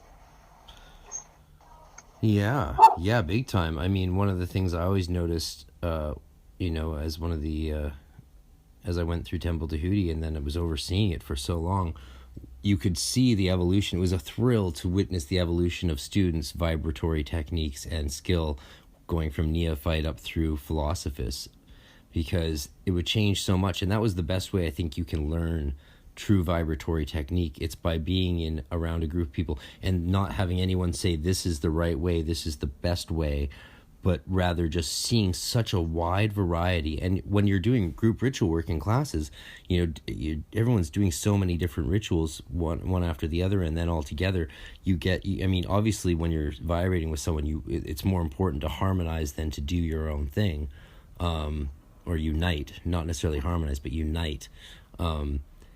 That you end up really getting to develop such a wide range of knowledge. It's almost like you go through the whole gamut of experience, because you see how other people vibrate, you see how their vibrations change, and then you start to understand how vibration changes within a single ritual itself, and even within the range of intentions and focus within that performance. Does that make sense? It makes total sense. That's kind of what I'm alluding to, is that it changes without you even realizing it. And I think, to help others out there, I think the biggest thing to get over is volume. I remember people when I first started. People are so scared to be loud. You're scared of someone listening. You're scared of whatever. But the minute you let go of that, you'll hit a certain volume to where your body will actually resonate. That frequency. That's the secret, baby. That's the thing people don't seem to get. Yeah, you've got to push it. And then once, the first time, I was doing Don Craig's book, and I was trying to self-initiate myself in the 5=6, because that's how quickly he does it in his book. Within 6 months, you're ready for adepthood. And I tried to do that, and I have a diary entry about that fucking midsummer catastrophe. Jesus Christ, if I've ever been attacked by a spirit, it was that night. And I'll have to read it to you sometime. And I thought I was doing the rituals well. I did the LBRP back when I hated Jesus. I didn't want anything to do with archangels. Fuck God, fuck our Lord. There was a pentagram in it which confused me. I'm like, what's going on here? Let's give it a try. And then when I started doing it every day as I was instructed, actually, I started doing it out of Rigardi's Tree of Life before I actually got Don Craig's book, which Don Craig's book flushed it out a bit, but Rigardi's Tree of Life gives you the most bare bones example. Though God help you if that's how you think it should be done. Touch your forehead, say ate. I want to say something about the fucking Hebrew word atah, by the way, before we're done. So remind me if I forget. Because there's a gender issue there, believe it or not. So, okay. Yeah, I know, and most people don't realize that because they don't fucking learn Hebrew. So, I think that's called an explanabrag. So, when I first was initiated in the Golden Dawn and got to go to my first class, and Frater R was my teacher, and he went up to the altar, we did our relaxation meditation. He went up to the altar, rose up, visualized, did the pre-ritual focus, pulled down the light, and when he let out that first atah, the room shook, my being shook, and I let out what I could only describe as a nervous laugh. That when you're young, sometimes you laugh in a way that's not actually good. I remember I was in a Taekwondo class once, and I saw this extremely overweight kid trying to do his basic yellow belt form, and it was so bad, and he was so incapable of even like extending his arms and limbs in any functional way. But like clearly, you know, it's not that I was, you know, I wasn't looking at him negatively. It's just it was so hysterical in its absurdity that I let out a laugh, which of course everyone in the testing room heard, and I was instantly mortified, just mortified, right? Because, you know, but you could tell everyone was feeling it, and I didn't mean to. It just was like, like that. And I was like, oh shit. I did the same thing when he did that first vibration of Ata for the LBRP at Temple Tahuti in 1996. And he'd ignored me because, you know, of course they don't know what to expect when you initiate a new person, let alone a fucking 15-year-old into a magical order. You really don't know what to expect. And I was just blown away. I was just like, and all I thought as he went through the rest of the LBRP was, this is how it's done, you know? This is how it's done. Holy shit, man. I thought I was doing it, and I kept doing the rituals because they actually did something, unlike everything I had tried to do from the Wiccan and Druidic books I had read. There was no juice in it. There was no mojo or vibe, really, that I felt. And probably, again, because I didn't have any teachers. If I had probably had a physical teacher or actually learned from someone like Starhawk or personally from Scott Cunningham, I'm sure I would have learned these mouth-to-ear secrets, you know what I mean? But when I first saw that LBRP vibrated and how vibration is actually... Like, there's a reason we don't call it chanting. That's what I'm saying. And it was like, oh my God. Yeah, game over. I'm in it. I'm in all the way. No, me too. Volume. Volume is crucial. And, like, volume is also the secret to accessing the great voice, which is the inner order techniques of vibration, which I won't talk about because you're actually doing the work and going that way, and it's better to be surprised. No, I appreciate that. Yeah. I do talk about on the live streams. I did 3 hours of live stream Q&A and ranting and raving, which was actually, it was quite good to connect with people. But there I was unleashing a few little secrets that I could see were helping people pull their understanding of the system together in a way that you actually just can't get from the books. And I think that's mainly due to a lack of the mouth-to-ear stuff. But the mouth-to-ear stuff is mainly valuable because it helps you know what to focus on and what not to focus on. What are the pieces of the alchemical puzzle and what are just some cool things to learn. Like what's it called? God, what's that? What's the thing? Geomancy. Geomancy's nifty, but I've only met 2 adepts in my life that got really into it. Well, it's the basis of everything, right? Geomancy? Geomancy is a divination system that involves taking a marker or a pen and making random strikes on a piece of paper. Sure, but I mean the basics of geomancy and the symbolisms and the astrological connections, they're the basis of a lot of systems. When you look at most tarot cards, you see geomancy just sitting there, not really talked about quite a bit. I think that's one of the reasons we're less inspired by it, is because it's based on, Eastern Jyotish astrology. But isn't that the glorious astrology, right? The whole Islamic. Oh yes. Astrology. That's. In my book, that's some of the most, deepest stuff you can find versus most of the New Age sidereal stuff. Oh, you think so? I think so. Yeah. Clearly, if we really get to the final point of the Western mysteries, we'll really realize that we're at the beginning of what it truly means to enter the Eastern mysteries. True. I'm joking, man. Like, I just don't think that the Eastern system I have has anything to offer that the Western system doesn't already have. I have buddies that have sworn, devotees to Krishna and Hindu, and the lessons that they're learning are so similar. I mean, for example, my buddy Kojin sent me a video of one of his initiations, and they walk through each temple, and each temple has a tessellated floor of black and white. And it's just so funny how you see these Masonic and golden attributes all throughout all of these types of things. Interesting. I mean, basically, just like Greek culture, they would walk the initiate from town to town, right? Well, yeah. Do the grand walk. That's the Eleusinian mysteries. Exactly. And the same goes in Tibet. They did the same thing. The initiate walks a path all the way up the mountain through various temples. High as fuck. High as fuck. Yeah, that's the thing we've redacted from history is the kykeon and all the other psychedelic beverages they would consume as initiates. That's kind of the funny thing that, like, for me, I wouldn't say I'm a super, into the whole psychedelics. I mean, when I was younger, we played around and whatnot.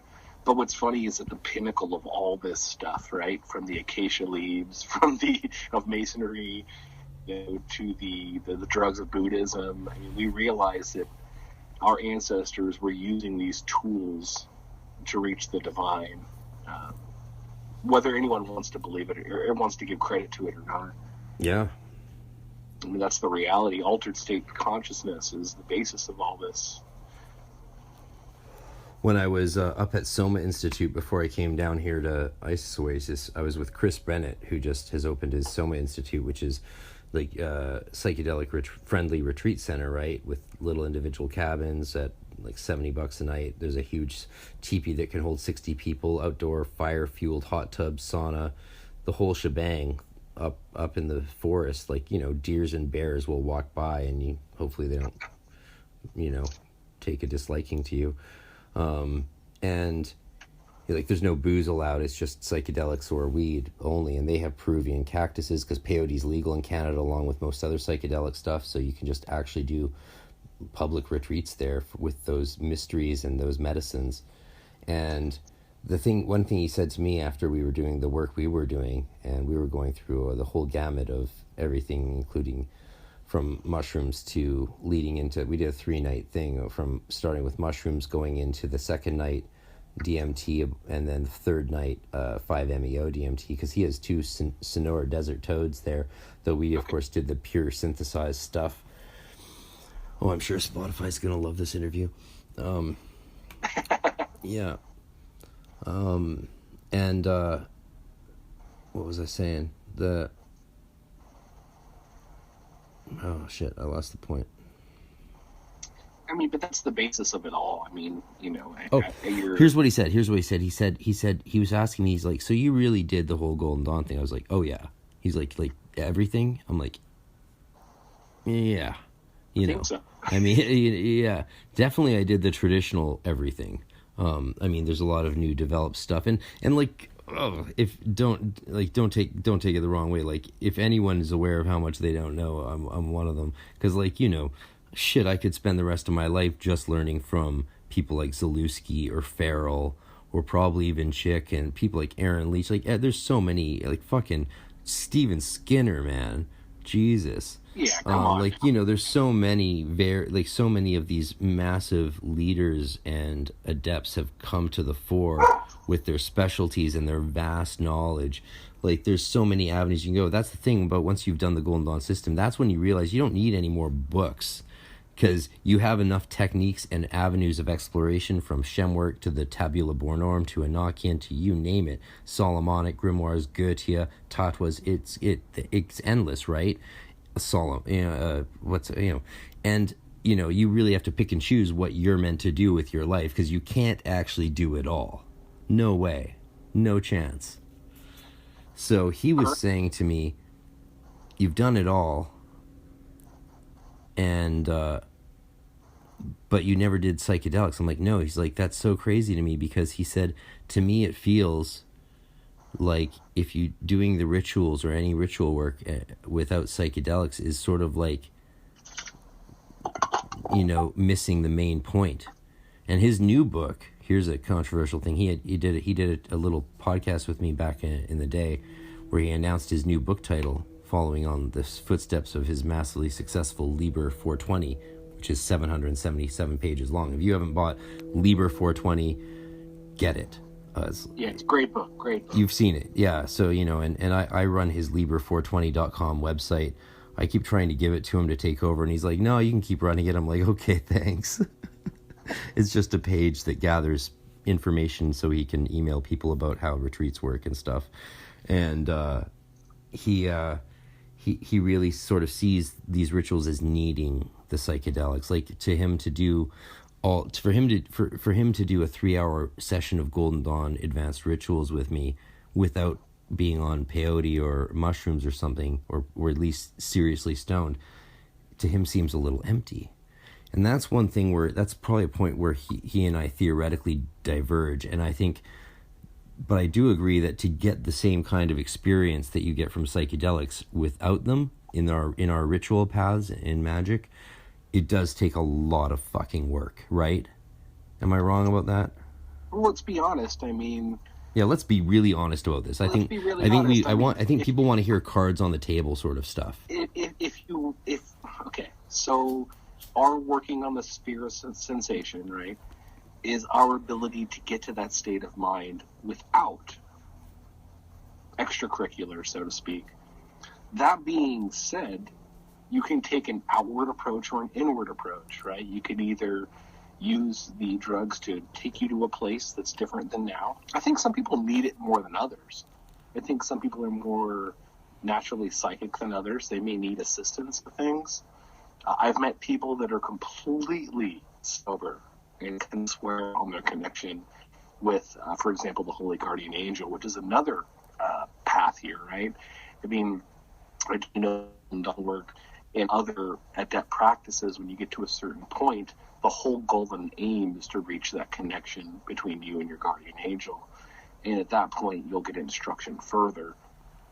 Now, that's one way, but I think that there's serious credibility to Chris Bennett's work, because anybody that researches enough on any of these traditions will see that, yeah, those psychoactive drugs are pretty prevalent in every single initiation school, from the oracles of the Chaldean mysteries to the Buddhist practices to the acacia leaves of Masons. Everywhere you look, it's there. Huh. Yeah, well, it is. I mean, I have with me his out-of-print book, Sex, Drugs, Violence in the Bible, which is great because that's where he really gets into a lot of stuff, more so in Cannabis and the Soma Solution, but he looks at all the use of drugs in the Bible. And that, the main realization I had was that when through all my years of graduate school at universities and doctoral studies, I was never, ever once even slightly made aware of the fact that we had in any way redacted drug use from not only religious but mainstream history. It's hidden. No professor ever once even hinted that we might be glossing over perhaps the most significant aspect of every element of human society. That's the problem with a strictly academic background. that's the problem with post-Victorian scholarship. Well, don't you love watching these excavations, right, where they unbury some ritual object that you and I use regularly, and they must have used it for this. This is why they used it. And we're going like, no, that's not at all what that is. That happens all the time to me, man. It's so painful. Oh my God. It happened recently, actually, when someone was speculating on something to do with I think some of the things Yeats had written and some of his magical tools and stuff, and they were speculating on. Well, even on Wikipedia, I tried to go. There's a page on Wikipedia that has the Rose Cross Laman of the Second Order, right? Mm-hmm. And underneath it, it's labeled Rose Cross Laman of the Hermetic Order of the Golden Dawn. And I tried to go in and change that, and I changed it to Rose Cross Laman of the Rosea Rubea et Aurea Crucis. And I didn't realize that Wikipedia has these gatekeepers, these like status imbued, power hungry, ideological freaks who are, in this case, these guys were people who just think they know what's right, or they're probably Thelemites who are anti-Golden Dawn and are trying to reduce the system to meaninglessness and eradicate its nuance. And they changed it back. They're like, you're not allowed to change that. I'm like, but I've cited it. It's like a fact. I'm changing something that's not a fact to something that's a fact. No member of the Golden Dawn will ever be seen wearing a Rose Cross Laman. It's not possible. Because if you're wearing a Rose Cross Laman, by definition, you are not in the Golden Dawn. You have graduated the Golden Dawn. You are in a different order entirely, and the only connection between the two is that one administrates the other, but there is no other ontological connection. Yeah, I mean, can you imagine if the books of esoteric knowledge on your shelf changed? The content was changed. You go back to that book and you read it. That's the problem with static sources of information. I mean, Wikipedia could be changed tomorrow. And I think that today's students are really both blessed with the amount of information they have, but burdened by the blinds that are put in place. Well, yeah. You know, I always love Steve Carell's on The Office when he says, Wikipedia is the best because anyone can say whatever they want about anything, so you know you're getting the best possible information from everyone in the world. And that's the problem with the internet, right? You know, that's really... Well, I mean, look at this pandemic we're going through. No one knows what to believe at this point, right? Well, and everyone's got a conch, and it's Lord of the Flies, right? So I never read Lord of the Flies, man. Social media gives everybody the conch, right? Everyone's got the conch. I do understand the idea of the conch. Jesus, you know, it's like the talking everybody stick. A platform. I mean, you've got people that are literally from age 3 deciding that they're going to be a YouTube channel, podcaster, and they already know that if they get 10,000 plus, viewers, they're going to monetize their channel. It's a whole new generation. Yeah, I mean, they sort of put me and my lemonade stands to shame. Well, look at what it's done to guys like EA Coating and stuff, right? I mean, it's turned guys with a little bit of information into powerhouses of influence. I mean, even in my company of manufacturing, we staff plenty of young people that are working on finding out who the influencers are. Like this podcast for you creates influence, right? You get enough viewers to the podcast, all of a sudden you can monetize it.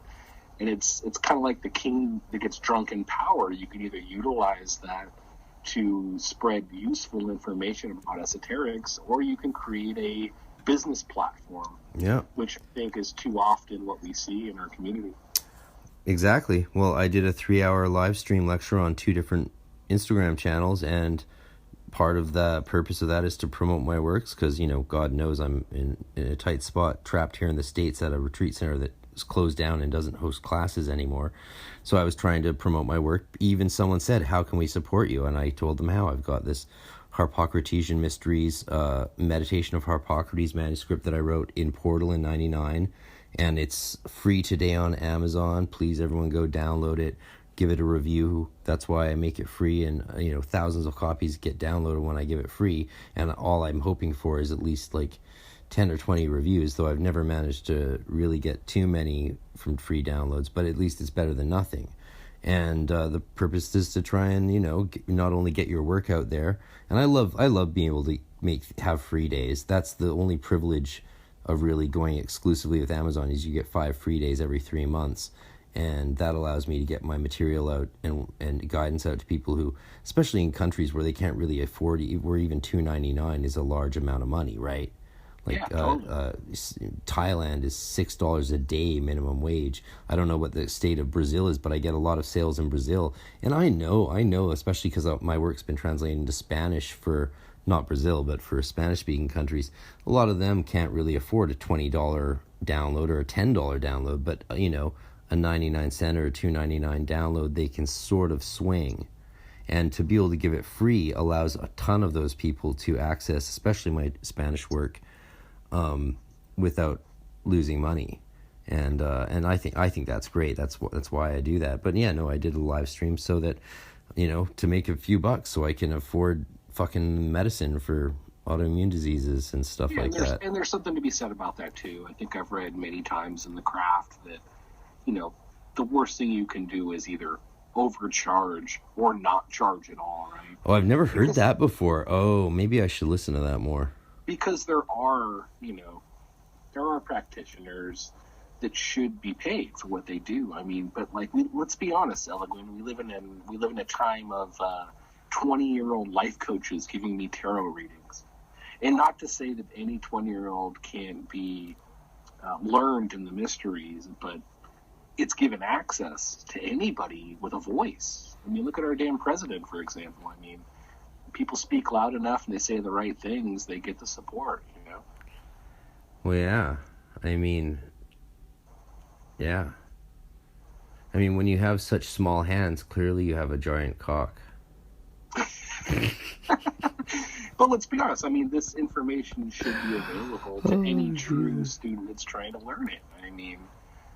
It should be. It should be accessible to everyone. That is one of the reasons in the Golden Dawn International we flyered books, even when store owners didn't really like it, because that was how people joined. That was the way in which people joined. And I still have mixed feelings about it to this day. But had it not been for flyering books, I would not have joined. And I could not imagine that. But they kept falling out of every book I fucking bought at the occult bookstore in Vancouver. And they were everywhere I went, and I was just like, okay, I gotta check this out. And when I went in and saw how amazing the people were there, and like I was there under very honored Frater Ka, and he's now still teaching to this day under different order titles because they change their names every once in a while, which I think is a great ethos. They're like, you know, people get attached to their names and it brings up all this ego and I am this sort of mentality. We change our names regularly to end different periods of egregores, and that is our ethos. And I'm like, that's brilliant. So he's currently still teaching under the name, he's now known as Nineveh Shadrach, which is, and more power to him. I love him. You know, I just knew him as Ka or Mimo. But he was an amazing adept to come in under. He's the one who gave me the motto of Frater RC. Like, he scribed my name. He actually even, lenited it properly into Latin as Rumpens Catene, broken of chains. Obviously, I grew out of that motto going into 5 = 6, but to this day, that was such a powerful experience. I know some orders allow you to choose your outer order motto, and that's fine. More, it's I'm curious about that, actually, Frater RC. I mean, for example, I was given my name. Can you shed any light to how the premonstrators and officers create that name in the instances where they provide a name? I can tell you exactly how it's done.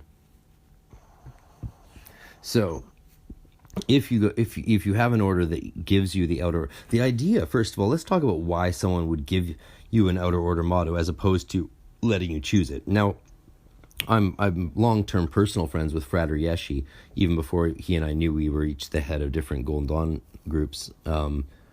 And he has a negotiation sort of with his new neophytes, and they look for a name together and discuss it, and he'll help them rethink it if he thinks it doesn't fit. And he does it under the context of sort of, what is your 5-year plan? Isn't that interesting? Like, where do you want to be 5 years from now? Because they consider their system in his order of the Theban Temple in Victoria, BC, and they have a charter from, I believe, Chick, actually. So they have a bunch of other temples and stuff, and let's not get into the details of some of that stuff because, anyway, he's amazing, and I highly recommend anyone to check out and join his order, though they often dissuade people. They spend a lot of time dissuading people from joining their order, which I think is absolutely the mark of a good group. But the idea of where do you want to be in 5 years, and it takes 5 to 8 years to get through his version of the system, which is an ultra-traditional system. They reject all of Yates's editions and such. And I think it's great. I think we should have orders that are pure OGD, orders that are Stella Matutina or Alpha et Omega based. I think that's a very healthy thing for us to have different versions. I would love to know more about the Sidalitas group, over in Europe that's offering traditional, GD training. I'd love to know more about them and how they do things. I really wish that different GD orders could actually all perform and witness together each other's 0-0 initiations and such things, and gain more dialogue, build some more bridges, and grow together rather than so disparately. Yeah, I think that's always been a goal. I mean, that's always been even in the Quere Ra lineage, they always were dialing in their rituals, rewriting, rechanging. And I think that's kind of the basis of all traditions. In fact, the Masonic tradition has been rewritten so many times that nobody really knows. Really, why we use the same bread pan we use to cook the same bread. It's just what was passed to us. Yeah. We use what's given to us, right? And we grow from there. Yeah. So to answer your question, the orders that have you...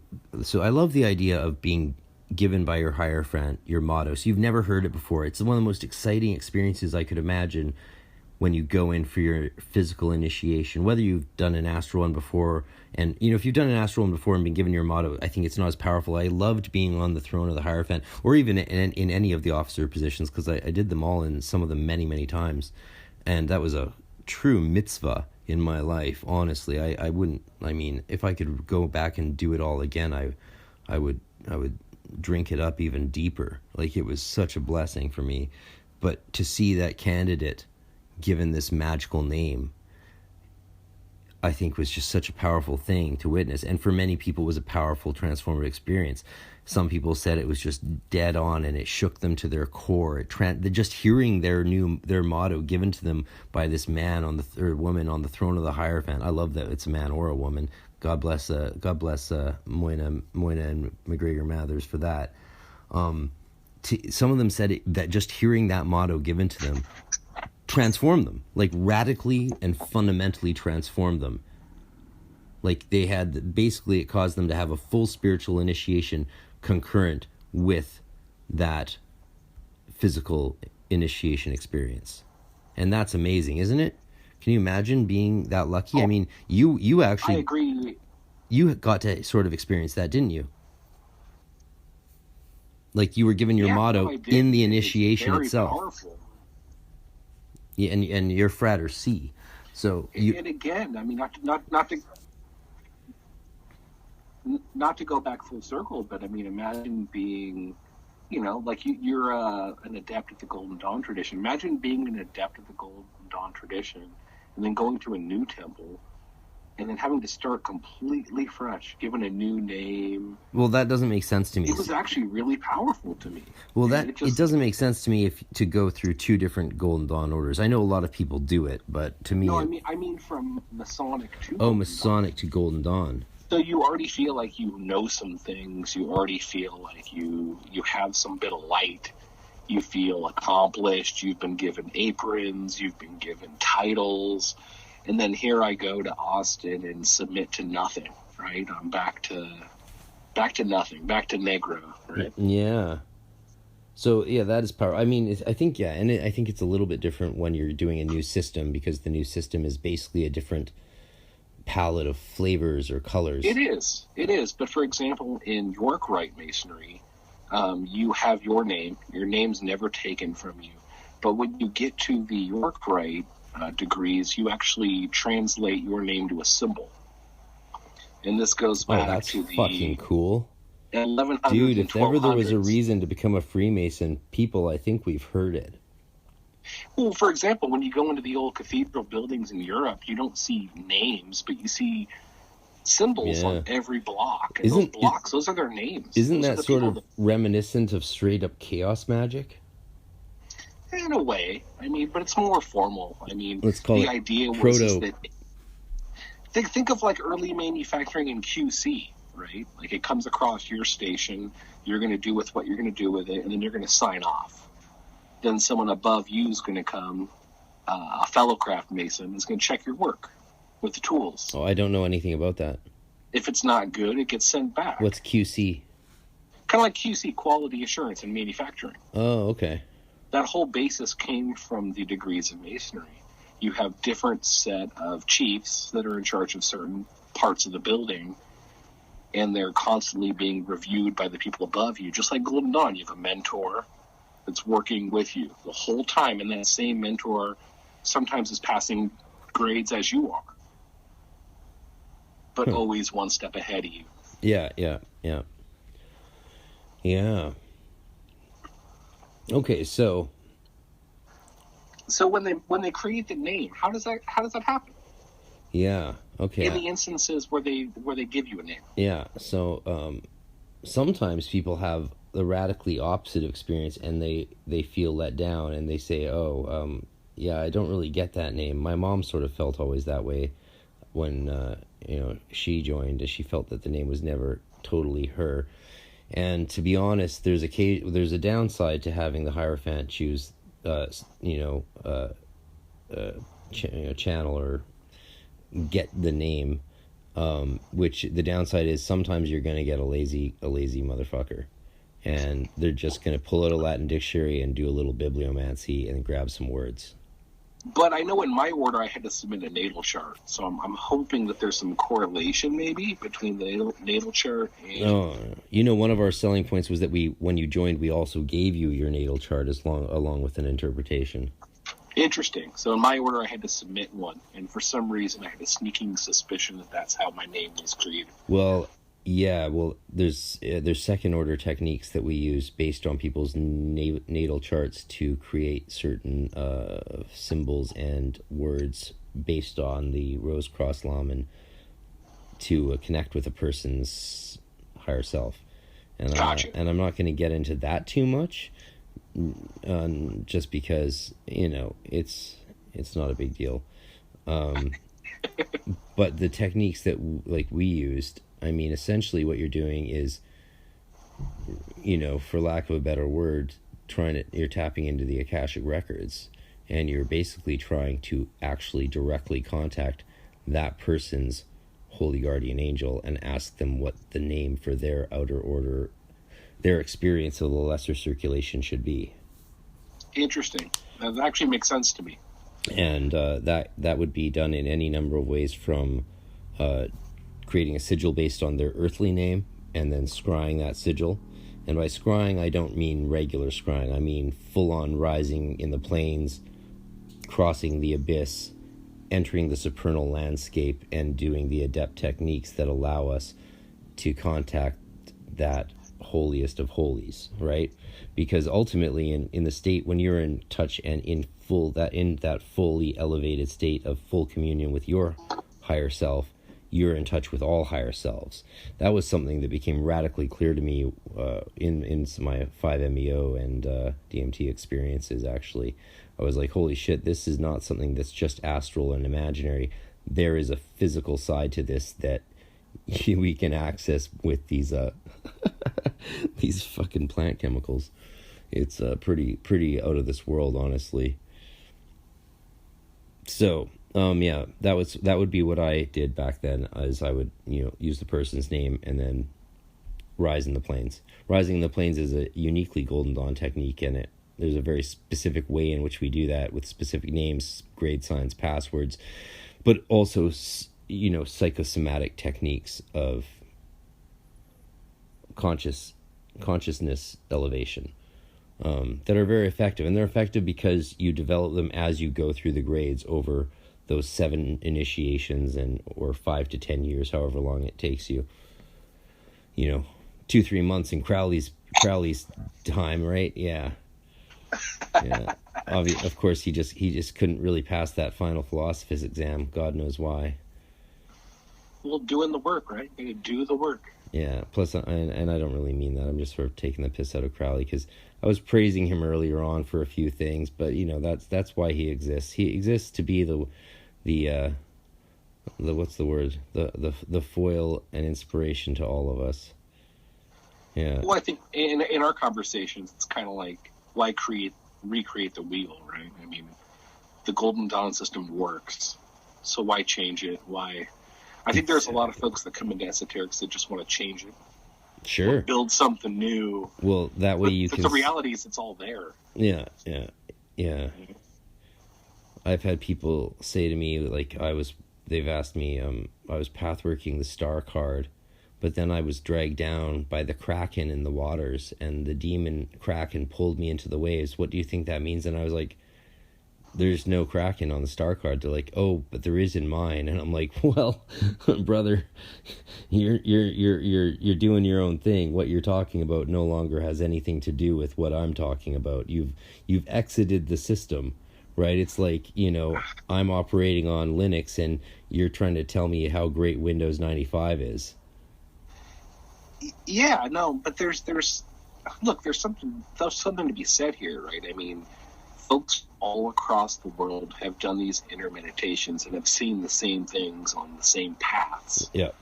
So it's kind of funny to create some concrete path based on something metaphysical. But the reality is that those of us that have done path working come across the same things. And it's the only way that we can create a standard throughout all this, right? I mean, enlightenment and insanity is a fine line, right? I think that there's a reason why, surgeons, doctors, artists, poets, everyone has flocked to this current, because it is deeper. There's much more to it. And it seems that the most intelligent people tend to flock to it. It's just really interesting to me. It is. Hey, are you up for a little adventurous challenge? Sure. Okay. Sure, why not? Have you ever done a solo podcast? Done a what, I'm sorry? A solo podcast type thing? I haven't yet, but, I've done some radio shows and stuff. Okay. But, you're a musician, so you certainly know how to solo, especially if you're a drummer. Yeah, totally. Right. So here's the challenge. I'm going to take 120 seconds and run to the restroom, and you're going to solo for a minute. On my patio furniture? You just keep talking, and you're talking as if it's a solo podcast for 120 seconds. Gotcha. Yeah. All right. Why not? I would say 60 seconds, but I'm going to wash my hands, so. All right, Frater. This is your challenge. People are listening. The whole world's watching, or with their ears. And go. All right. Well, thank you for that digression. It's a pleasure. When I met Eloquin, Frater RC, we met at PantheaCon. We were up at the Suites, and we met within about maybe 30 seconds of coming to the hotel room, and we immediately, noticed each other's auras and started talking, and it wasn't, too quick. We realized that we were both Golden Dawn members, that we both are actually connected to the same temples, which is kind of ironic. But it was really interesting to me to meet more Golden Dawn students. Again, I come from a Masonic background into Martinism and Rosicrucianism, and finally Golden Dawn. But I found so many similarities between them all. Masonry in some ways, compared to the awe moments of a Golden Dawn ritual, aren't quite the same as Masonry. But Masonry, it's all there. It's just so hidden. I run the education department of the Masonic Lodge. I try to do the best I can to bring esoteric knowledge into the Masonic lodges. And what I found is that the guys that are, 25, 30 and younger are just starving for this stuff. And, at times I felt like I didn't want to do education for Masons, but I realized there's so much disinformation out there that I realized that it was time to start, shedding light on all that. I mean, Masonry on its surface is just so kind of square, so to speak. But in its inner workings, it's as deep as the Golden Dawn rituals. It's as deep as the Masonic rituals. There's layers of Kabbalah all over the temple. For example, in all traditions, you take a candidate and you bring them to the altar. You have them swear an oath. You pray and invocate on God, and then you walk them through the corners of the lodge. The corners of the lodge are cardinal points. They're elemental spots. Masons don't actually consecrate, but they do in a way. They teach the candidate the way to be consecrated as an individual. Unfortunately, I think a lot of the esoteric teachings just get thrown out the window. I think that a lot of Masons leave, third degree or even first degree like Frater RC, and don't think there's anything there. And, for those that want to seek, they'll find. And it's all there. It's just, I find it would be harder to find all that stuff if you were just going through as a Mason. There's so much U.S. history and world history behind Masons that kind of bogs the real path of what we're trying to do. If I could take Masonry and condense it down to a lesson, I would basically say that, I think it was Paracelsus that said that evil spirit trapped in matter. and we're all sort of stuck in this geometric cube, so to speak. And I know that alludes to a lot of Saturn stuff, and I won't go there in the Kaaba and the Islams. But the reality is that whether or not you look at it as an evil thing, when you unfold a cube, you create a cross. And at the center of that cross is the treasure. And I think that a lot of people who do esoterics or masonry are going to skip this lesson. They're going to go right past into Master Mason, and they're going to forget the whole lesson that's right there in front of their eyes, which is that cube unfolding. It gets touched on a little bit in the Scottish Rite degrees, and I believe it's the 18th degree, the Rose-Croix degree. It's where you really start to see the tesseract and turning into a cube, and the cube unfolds into that cross. It's so basic yet so profound that those that actually are lucky enough to uncover the symbolism will start to realize the real symbology behind the cross. But again, a lot of folks aren't willing to dig deep enough to find these truths, because the more you dig, the more uncomfortable stuff you'll find. My suggestion to any esoteric students is to let every idea, every profound statement given to you hit the core of your being, because if not, you're not letting anything hit. Spirituality is about taking ideas, taking to the core and ascending. And I think that unless we take these teachings and really digest them, we're never really going to understand them. And I think that a lot of folks reach a certain point, whether it's confusion, they start up the mountain and they get confused and they just want to run back down, create their own order, or they want to they see something that's uncomfortable and they just run thinking that masonry and esoterics are evil. But I think those that are willing to put the persistence and the patience into it will quickly find that there's just so many treasures in both, Kabbalistic thought and ritual work. It's just there. There's just so much. Otherwise, cats like me and RC and my buddies in Austin wouldn't have been doing this for so long. I mean, we're literally carrying on this baton that's been passed to us, and for our own being. I mean, none of us are making money off of this. We're all doing it for our own internal pleasures. And if the internal pleasures weren't worth it, why would we be doing it, right? No one's making money off of it. I just clicked the button to find out how much money I made from ebook sales during my 3-hour live stream lectures. I thought you were segueing into Pink Floyd money right there.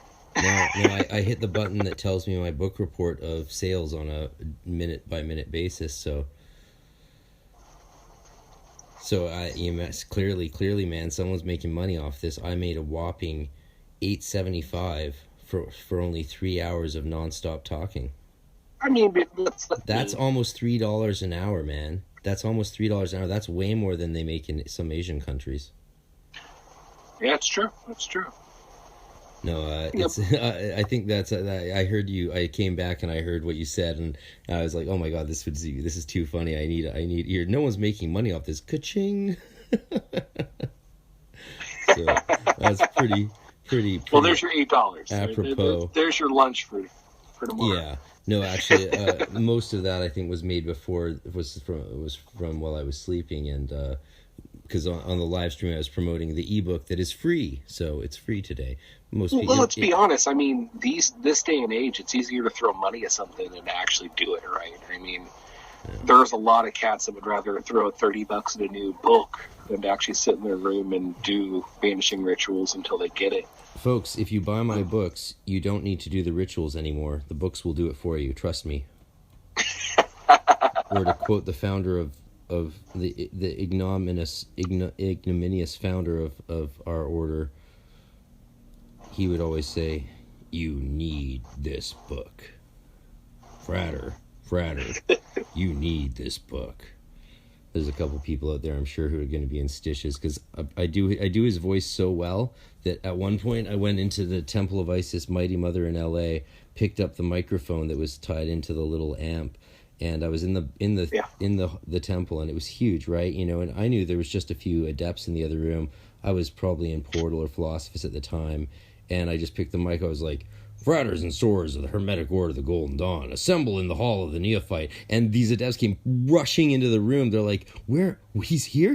Where is he? What? Because he lived in Seattle. And they saw me with the microphone, like, smiling. They're like, the look of terror and shock on their face was priceless, because they all thought it was him. And I actually used that skill one other time in my life, to my shame. So after the schism between Canada and America, I flew out to Montreal to hang out with Martin. And, he was now running Zalewski's group after he got Samuel kicked out. And I know way more about that than I wish I did.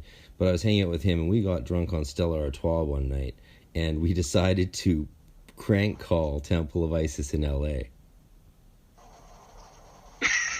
And I called Jerky them boy up, style. and he had been expelled when he went to Montreal to create his own temple. He was like, they're like, no, we require 2 adepts to create a temple, otherwise you get all egotistical and shit and fucking whatever. And he's like, well, too bad, I'm good enough to do it. And he ran off and did, and got expelled. And but after the schism happened, and I wasn't expelled or creator, I didn't resign or anything. There was just a schism, and then shit fell apart. That's how it went down at Temple Tahuti and all of Canada. And so I flew out there, and we prank called them, and they pick up the phone. I'm like, Frater, how's it going? And the person responded, oh, it's you. Things are okay, Frater. How are you? I'm like, Frater, you're backsliding on the path. I can feel it. And he's like, I am. Oh, I'm so. You know what, Frater? I'm so sorry. I've been doing better. I'm working really hard. Frater, is the vault up? And he's like, yes. We assembled it as you asked. And I'm like getting all this information, right? From actually being able to imitate the founder's voice. It was pretty hysterical. I did feel guilty about it afterwards, though. Me and Martin had a pretty good laugh at the time. He was falling off his chair. Oh my God. That might be one of the most shameful things I've done in my life, but so be it. Sounds fun. Why not? I can confess this to you here, right, in confidence. It's not like anyone's listening.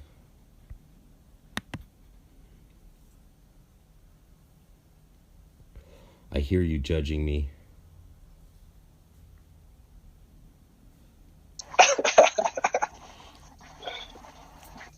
How are you doing? How's the family?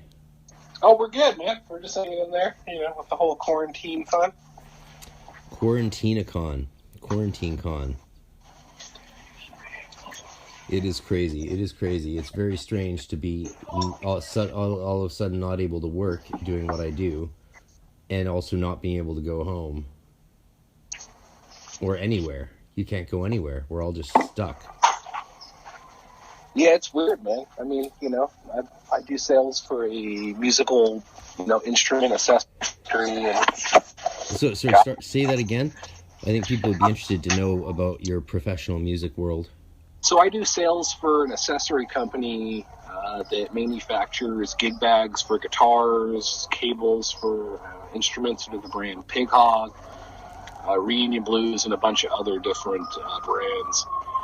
And, being in the music industry, we're the pulse of everything. And I can say that in the last 2 months, everything's just kind of turned off. It's been really weird. Yeah, I mean, people are still making home, but people aren't going out and gigging, and that's really where I make my livelihood. So I'm hoping that it'll eventually kick back in. Yeah. In March, I had 2 gigs booked, one at the Petrified Forest, one at Harbin Hot Springs, and that was like $1,000 just gone. And, shit, and there's nothing else, But I was teaching 3 hours of classes here every week, and now that's over. The conference, the Hermetic conference we had booked here for the weekend of the 22nd of November with all the reputable people who had signed on to come do that, that's just canceled permanently. And this place, they got $20,000 bill just for basic upkeep here a month. And, taking out loans, definitely in danger of bankruptcy. People are can't even get food from the food banks. It's rough times, man. And then, we're not even hearing that much about the homeless people and the people who have nothing and no one. True. I mean, locally here in Sonoma County, that's one of our Masonic things. We load food every month, so I do know that the Empire Food Bank is pretty well stocked. Nice. They're giving a lot of food away to to folks that are hurting right now. You got any like gluten-free bread or prime rib? Yeah, we got you. You got me? I got you. You got some Grey Poupon?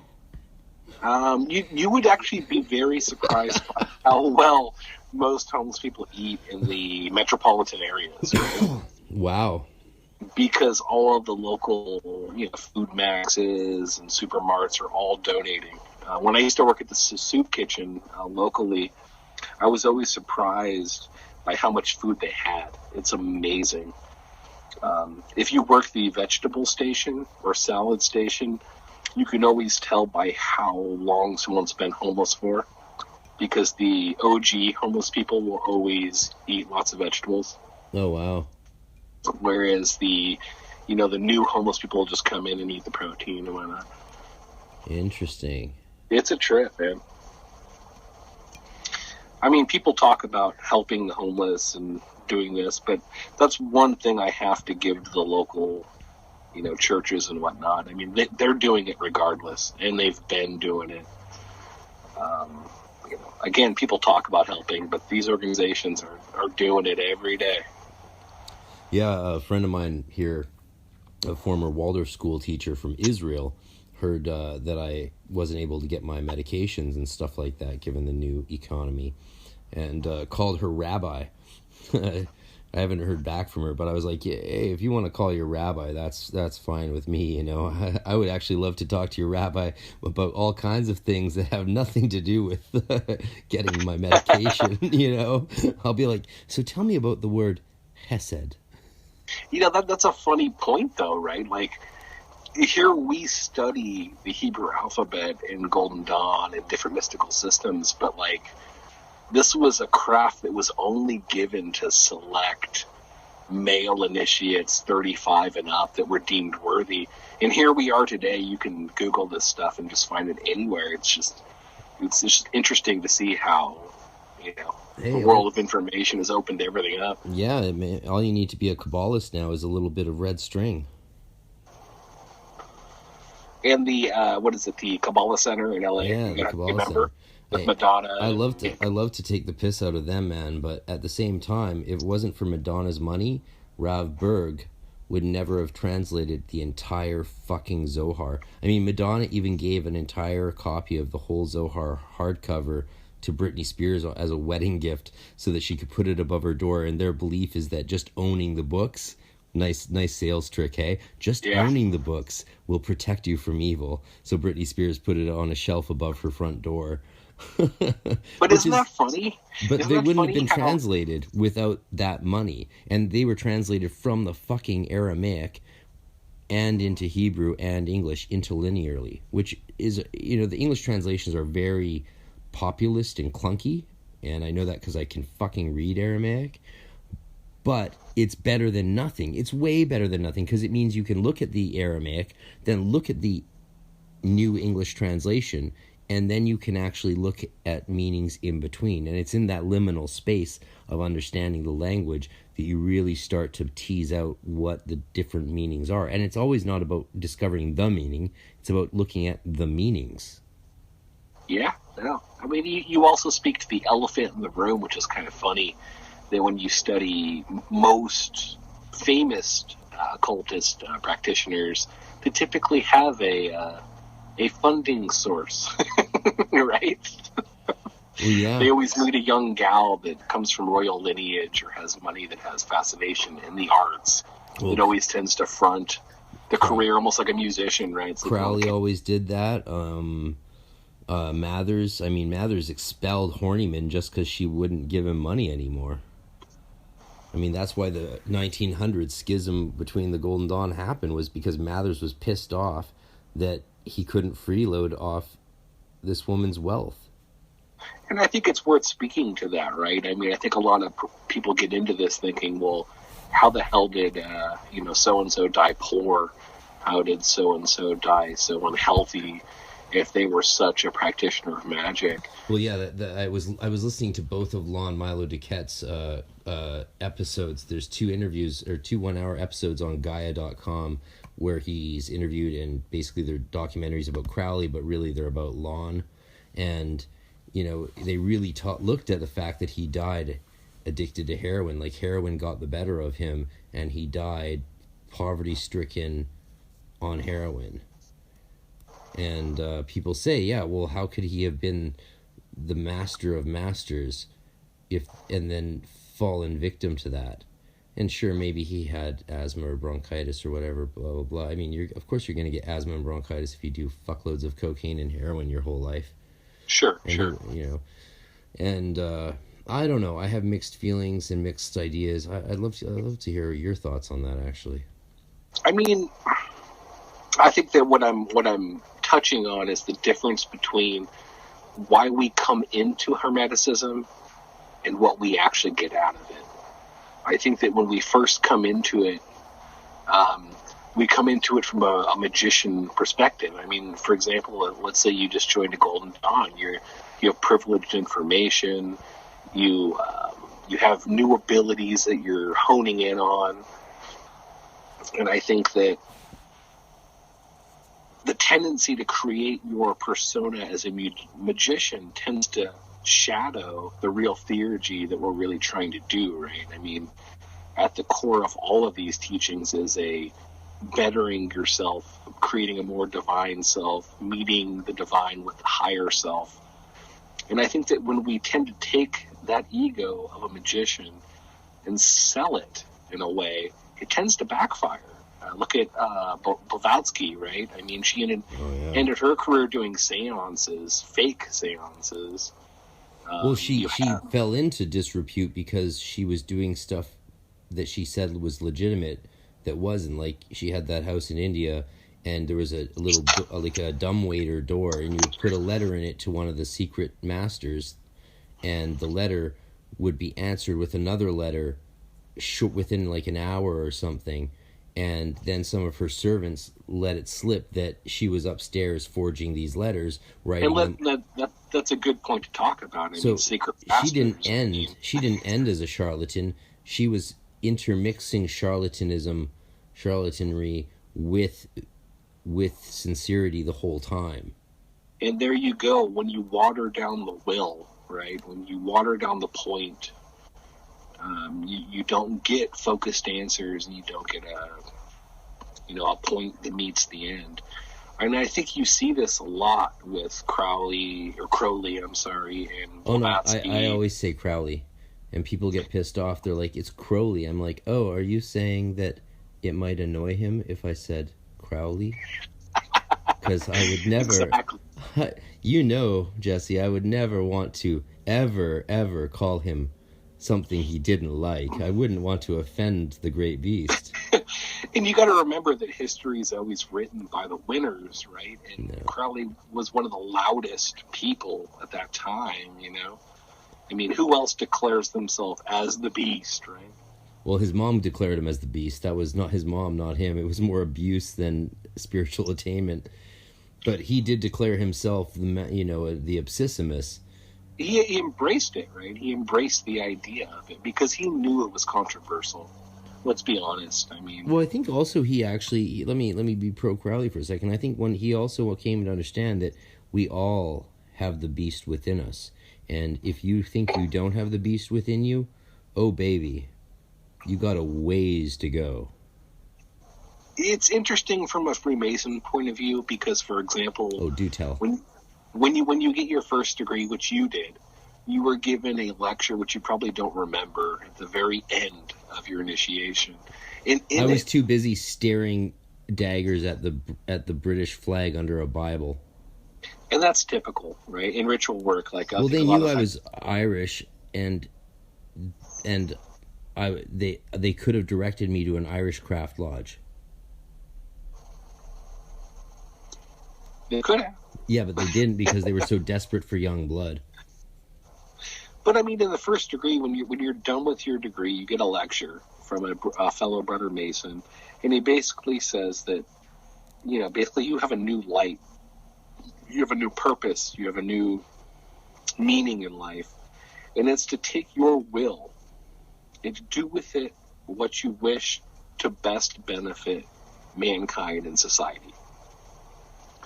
And when being a Mason, the minute I first read the Book of the Law, I realized that this gentleman had taken the first degree charge and basically said it's will alone. He took the first building block and kind of ran with it. Well, I think he did that with the Golden Dawn too, especially given the fact that Crowley never legitimately was initiated into 5-6 or the Second Order at all. Right? He didn't actually, you can see even in his astral workings in Vision, the Voice, and his ether work that he wasn't actually familiar with the most preliminary of inner order teachings in the Golden Dawn. I mean, those teachings are now in the outer order, things like pathworking and stuff. But back then, they were only second order teachings, and Crowley did not know them. He did not learn them. He didn't learn anything. He never got the flying rules. And he couldn't have been initiated into 5-6 when he visited Mathers in Paris, because there was just Moina and Mathers there, and you can't initiate an adept without 3 adepts. That is a fucking fundamental... a good point. That's a fun... No one ever talks about that. Why the fuck does no one ever talk about that? Well, that's the funniest part, is that he apparently got all 32 degrees from Mathers by himself. Yeah. And any Mason that has seen the degrees that go up to 32nd degree, there is no way possible that you could do it without 20 actors. It just sounds like when you meet a little kid, like a 5-year-old, he's like, yeah, and I've got this, and I got this thing, and then I did this, and I can fly. That's actually a good point, because I think that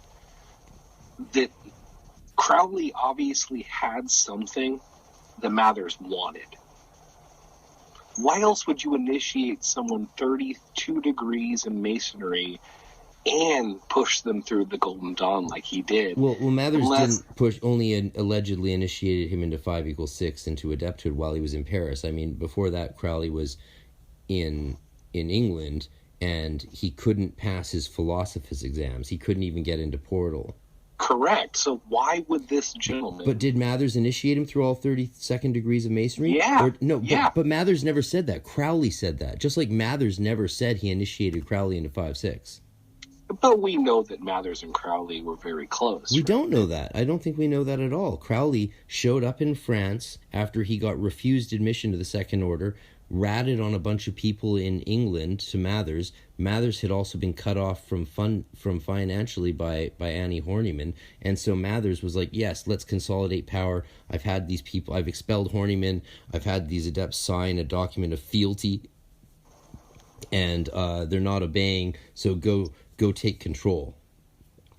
But also, they weren't in communication with each other. It was very hard to communicate from Paris to England back then, right? And it's displayed as this huge schism where out of which was born the Stella Matutina and Alpha and Omega, and that Yeats was sympathetic to Horniman and was on the side of Florence Farr, and they formed the Stella Matutina. But here's the thing: Yeats wasn't actually anti-Mathers, and so the schism wasn't really as distinct, I think, as people remember it or like to think it was, because Yeats was... Here's the thing that the Celtic Mysteries showed me, and this is... I gotta hit this point home again, bro, because Yeats kept working with Mathers and Moina in person in France and via letters after the schism. It was like the schism never happened. They kept working together on the Celtic Mysteries irregardless of all that shit with Crowley and the whole split. Isn't that amazing? That is amazing. I think people don't take... I just want people to fucking be aware of that. That says a lot about how acrimonious things actually were. Because you're a musician. You know about acrimony. But I mean, who backed Crowley? Who was the person that led him into the order? I think that was the guy who connected him to the order was different than... Yeah, but his main mentor was Alan Bennett, right? But the guy who introduced him to it, I forget his name. But yeah, I mean, and Crowley was just so young. He was early 20s. He was a upstart, And he went through the grade material quickly because back then they were just knowledge lectures. You didn't even learn the basic ritual work until the second order back then. You just had to be studious, yeah. Oh, it's just memorizing a bunch of shit. You could absolutely do it 1 month at a time. Even when I went through the Golden Dawn, I did Neophyte in 1 month, but then I had to wait for the next Zelator initiation, so it took actually quite a while. But I tested out after a month and a bit because there was a Christmas break there. I was initiated in November. But then I did every other grade every 3 months because we do the initiations in the sign. So if the sun's in Pisces, we do a Practicus. When the sun moves into Aries, we do a Philosophus, and so on and so forth, right? So you sometimes have to wait a while, but 3 months, 1 month Neophyte, 3 months Zelator, 3 months Theoricus, then 3 months Practicus. I actually did 5 months in Practicus because I felt I needed more time. But then both me and Martin, it was the end of summer, and there shouldn't have been a Philosophus initiation until Sagittarius, but it was September, and we had skipped over going into Philosophus after 3 months, which I think is a good thing. You should spend 5 months in Practicus. You should spend a year in every single grade, in my opinion, now, 25 years later. That's what I think. Agreed. Fucking take your time. Oh my God, don't rush it, man. Don't rush it. You only get to do it once, really. And so they did a special Philosophus initiation for me and Martin the night before the equinox in September because they did want more honored members, and to become an honored philosopher was necessary in order to hold the position of Hieros, and they needed a new Hieroses in the temple for the initiations. So they sort of skipped. They did a special ceremony just for us, which was cool. That was cool. Very cool. And then 7 months mandatory in Philosophus. And I had to do a year and a half in Portal. It's 9 months mandatory, which Crowley talks about. Crowley talked about the mandatory 7 months. He was delayed. He said he was ready to pass through the grade right away, but they had a requirement that you had to wait so long. And I was just reading, I have this first edition copy of the Confessions of Crowley here that I picked up during the Kincaid fire when I was stranded in Santa Rosa. I found a copy, first edition, for $25, and they gave it to me for $18 as a evacuation discount. And I was like, holy shit. I also got a volume 1 of the autobiography of the guy I was talking about, Mircea Eliade, the historian of religion, and it's signed by him. Oh my God. Nice. Yeah. Everyone should read Mircea Eliade, or Mircea, as many academics call him, Mircea Eliade, but his name is Mircea Eliade. Anyway, anywho, in the Confessions of Aleister Crowley, he laments that he was delayed going through Philosophus 7 months, or even maybe it was 4 months, I can't remember right now. And he said, it's silly that they are making me wait when I've already mastered the intellectual knowledge. It's like, dude. It's not intellectual, bro. Where, have you, alchemy, man, spiritual transformation, sometimes I feel like they really didn't talk about the main stuff at all back then. You ever feel that way? Well, it was still being built, right? I mean, it was. That's probably, they were still figuring it out. Let's be real about it. There really wasn't any degrees past 7.4, right? I mean, it was literally once you got connection with your HGA, you were supposed to go from there, right? Oh no, it's not that there wasn't any degrees past 7.4, man. Dude, there wasn't. Well, there was SAM and ZAM and all that, but I mean, it was still being figured out. There wasn't a 7.4 back then, dude. That's what I mean. They were still figuring it out. There was only 5.6. The tradition That's what I mean. Ended at 5.6. That's why it was so funny that people claimed a pessimist, right? Like Crowley, right? Like, that was Crowley. They didn't even have degrees for that. That was Crowley, and because he did all those aether works in the desert and stuff. But the grade structure was 5 = 6, and it wasn't till Yeats and them in the Stella Matutina. Yeats helped develop the 6.5 and the 7.4, or the people. I think the details are fuzzy. Nick Farrell and all of those guys, I bow to their superior knowledge on these things, obviously. But they get fuzzy because after Falcon died, it was left up to his wife And apparently then people started taking advantage of it and working through grades without doing the work. Falcon was very particular about people finishing the work that they needed to do, where his wife was a little more political, so to speak. See, people get like that. Like, and I saw that even in my days, like, grades, sometimes people being elevated into the second order just because they were willing to give so much of their time and money to the powers that be. Sure, that's always been the situation, right? I mean, in some ways you can consider it part of the sort of necessary ethos that surrounds things like military promotions, right?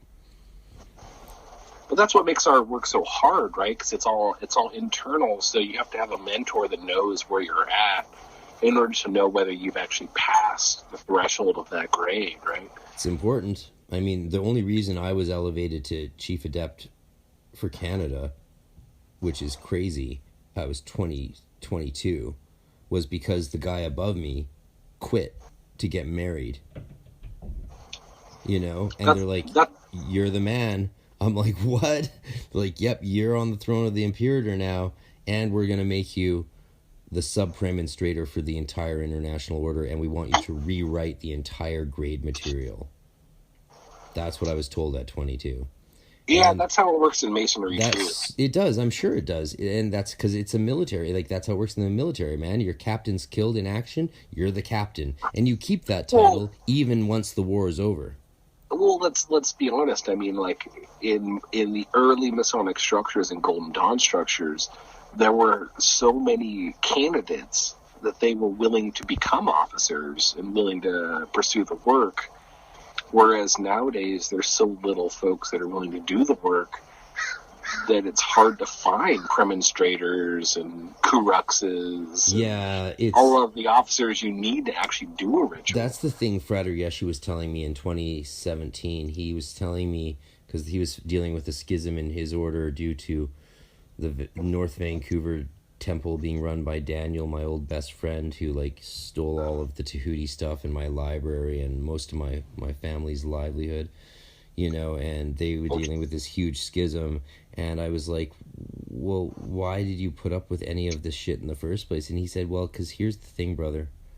Most people these days, they want to worship demons, they want to do grimoire work, they're doing shots on the altar and just focusing on sex magic. And Yeshi knows what he's talking about, because he comes from actually not just being a top dog Mason like yourself in Victoria, BC, but he also comes from the OTO world. He was big in the OTO and then quit the OTO to start his own GD group. And he did what Chick did. He just started making tools and sending pictures of them to Chick the same way Chick did to Regardi. Gotcha. Yeah. And so he really was saying to me, because I had been out of the loop since 2004. And so in 2017... he was saying, look, brother, most people aren't into the GD anymore. Most people don't even understand the kind of magical curriculum in college that it is, as this really unsurpassed system of training in Hermetic high magic.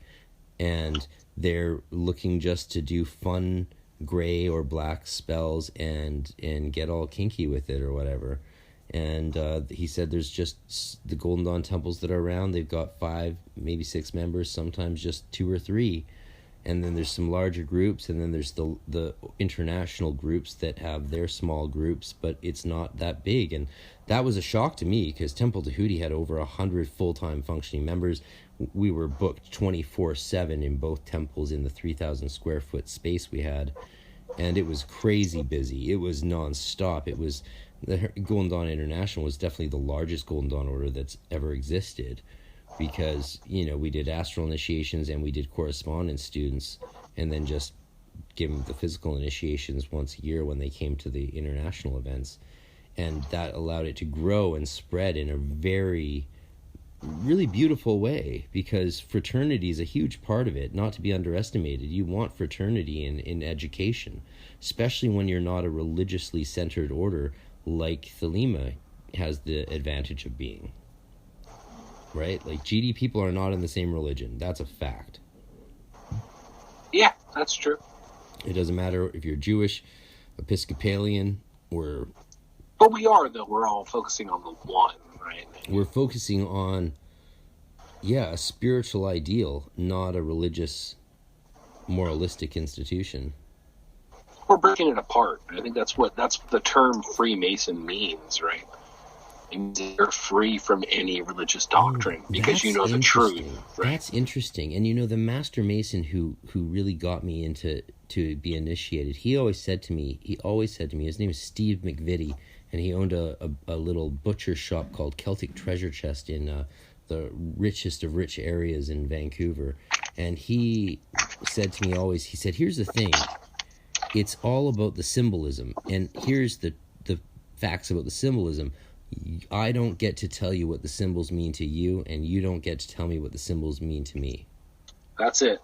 That is the powerful core of Freemasonry, isn't it? This deconstruction of archetypes and allowing them to sort of freely play within our own psycho-spiritual being. Yeah, I don't think that Freemasons really touch on archetypes. If there's any one archetype, it's probably Saturn. I regretted that word as soon as I used it. I should use a much looser word. No. They probably symbols.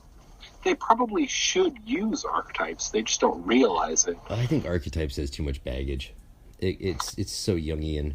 It's too much for most Masons that came out of the war, right? The idea, because it appeals to the idea of a Platonic metaphysics of presence, the idea that there is one universal cup behind all cups, that everything, all the details participate in an infinite whole, and that really, was disproven by Aristotle. Yeah, I mean, the lodge room is a room of archetypes. And so let's be honest, whether you're the Kurux, bringing a candidate up to or you're the senior deacon of a Masonic lodge, or Anubis in the Book of the Dead, all of the officers, all of the positions, all have specific functions. Maybe lost to today's Masons, but they're there. I mean, we create a Shekinah off of the east of the altar. We create a Kabbalist world or tree from the middle of the altar in a 3D sense. But most Masons don't understand that, right? I mean, I don't expect them to, but those in the GD know that. I mean, that's why we put a candidate under, for example, Frater RC, when you had your first degree initiation, you were brought through a door. Mm-hmm. You were asked why the hell you were there. Mm-hmm. And you were brought to a spot to invoke God, the highest of holies, right? Then you were taken around a room, right? And you were taken to different stations, and you were told to do different things. This is all based out of the Book of the Dead. I mean, this all comes back to that initiation of the underworld. It's all there. Once you read M.W. Blackens, or you read any of those old reconstructions of the Book of the Dead, you can see that all of our initiations come from it. It's all right there. Did you know that that's how we figured out that the cipher manuscripts of the Golden Dawn couldn't have been older than the 1800s? Exactly. Because in them they contained a reference to the Egyptian Book of the Dead, which had only just been translated in the 19th century. And which really means the Book of the Day, right? It doesn't mean the Book of the Book Dead. of the Coming Forth by Day, the Pert Em. There you go. The Pert Emperor. And it's the journey of Ani, the candidate, as he goes through the pathway of the soul. You know what's cool about the name Ani as the candidate? Because, going back to the birth of Israel out of Egypt, I mean, the first reference we have in archaeology to Israel is in an Egyptian stele that talks about this battle, and it says, and there was also the tribes of Israel there, right? So here's how freaking Egyptian Judaism is. The name of the candidate is Ani, and do you know what Ani means in Hebrew? I don't. It means I. So if I wanted to say to you, I'm not an American, in Hebrew, I would say, Ani lo Amerikai. I not American. Ani lo Amerikai. Now, if I was to say that in Aramaic, I'd say Anach lach Amerikaya. Interesting. Well, it begs two questions, right? Are we preparing ourselves for what could happen after we die? Or are we preparing ourselves to open up day or dawn? And I think the latter plays towards Golden Dawn. Yeah, I like that. I know I got all philological on you, but the thing that does fascinate me most is the symbolic, spiritual, alchemical significance to all of this. Well, here's a good segue to that. For example, after you took your obligation and you went around the lodge and you did, you proved yourself in some sort of a way, you went to the altar and you took an obligation, right? Yeah. So when you took that obligation, when you were hoodwinked, there was a clank above your head. You probably don't remember it, but there was a clank above your head. The clank above your head was the senior deacon's sun rod with the junior deacon's moon rod. Can somebody say alchemical wedding? Alchemical wedding. That's what that is. You were actually put under a sun and a moon in a triangle and took your obligation underneath it. It's something that you didn't see when you took your obligation, but it was there. So there's a chemical wedding happening between severity and mercy with the candidate to try to balance them, to try to truly create the first stage of theurgy. Yeah, I mean, and that is, it was crazy to notice how similar those things were to the 00 Neophyte initiation, the GD. Oh, they're just borrowed, right? Yeah.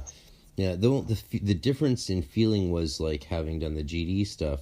It was like doing the Masonic initiation felt like a placebo.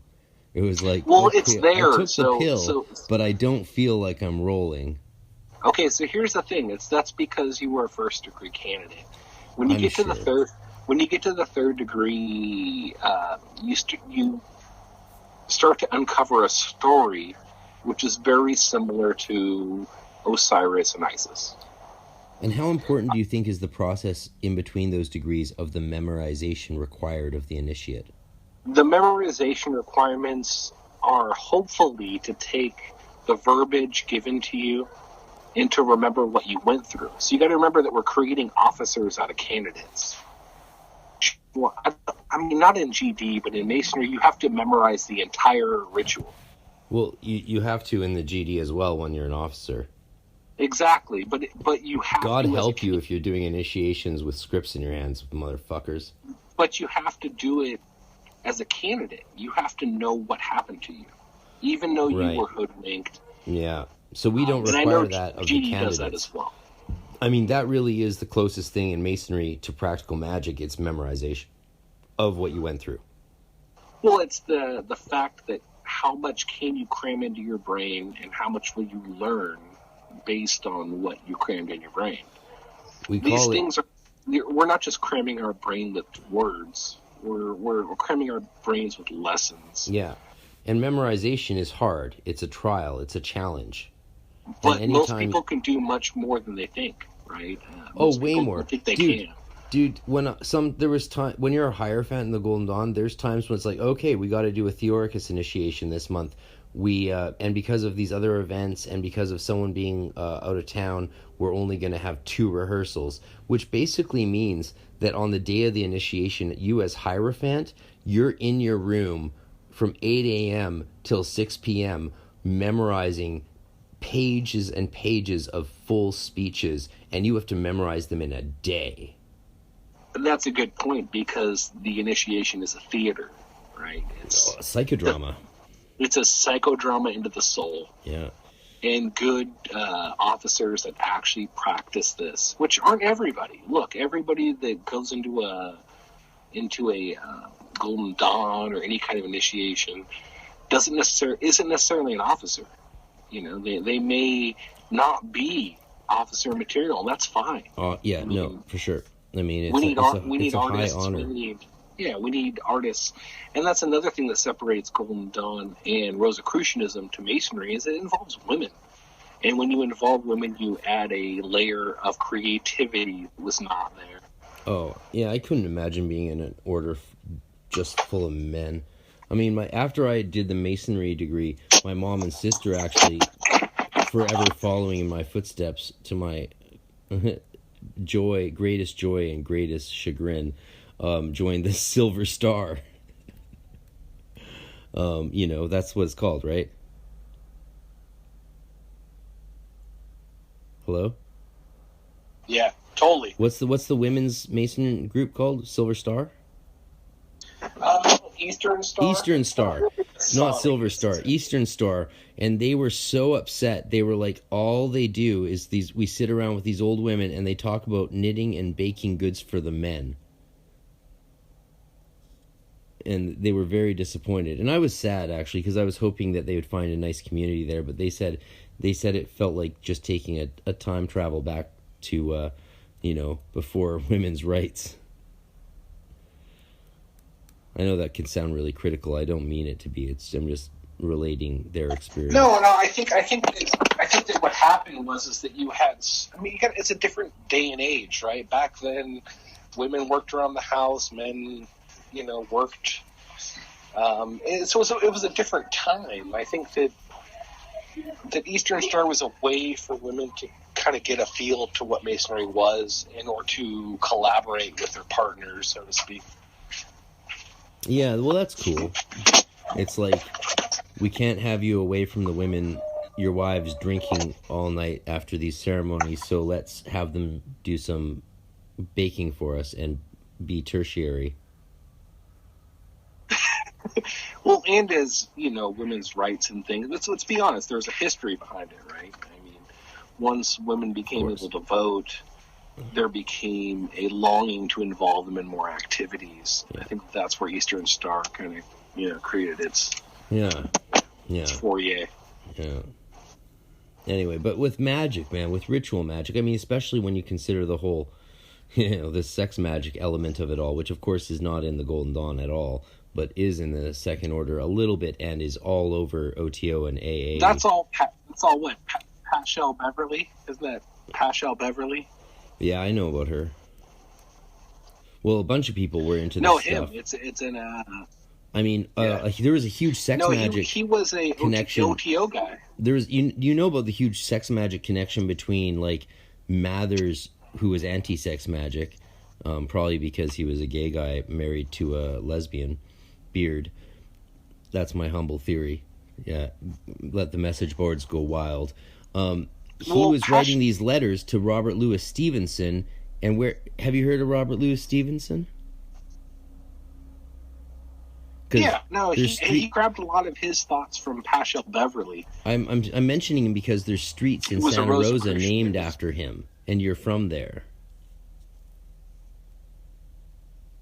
Yeah, right. So Mathers was writing. It was Mathers and someone else who were writing letters. I believe someone told me, to this famous author and mystic here in this Sonoma area, who were really into creating sex magic work with their followers in Sonoma County.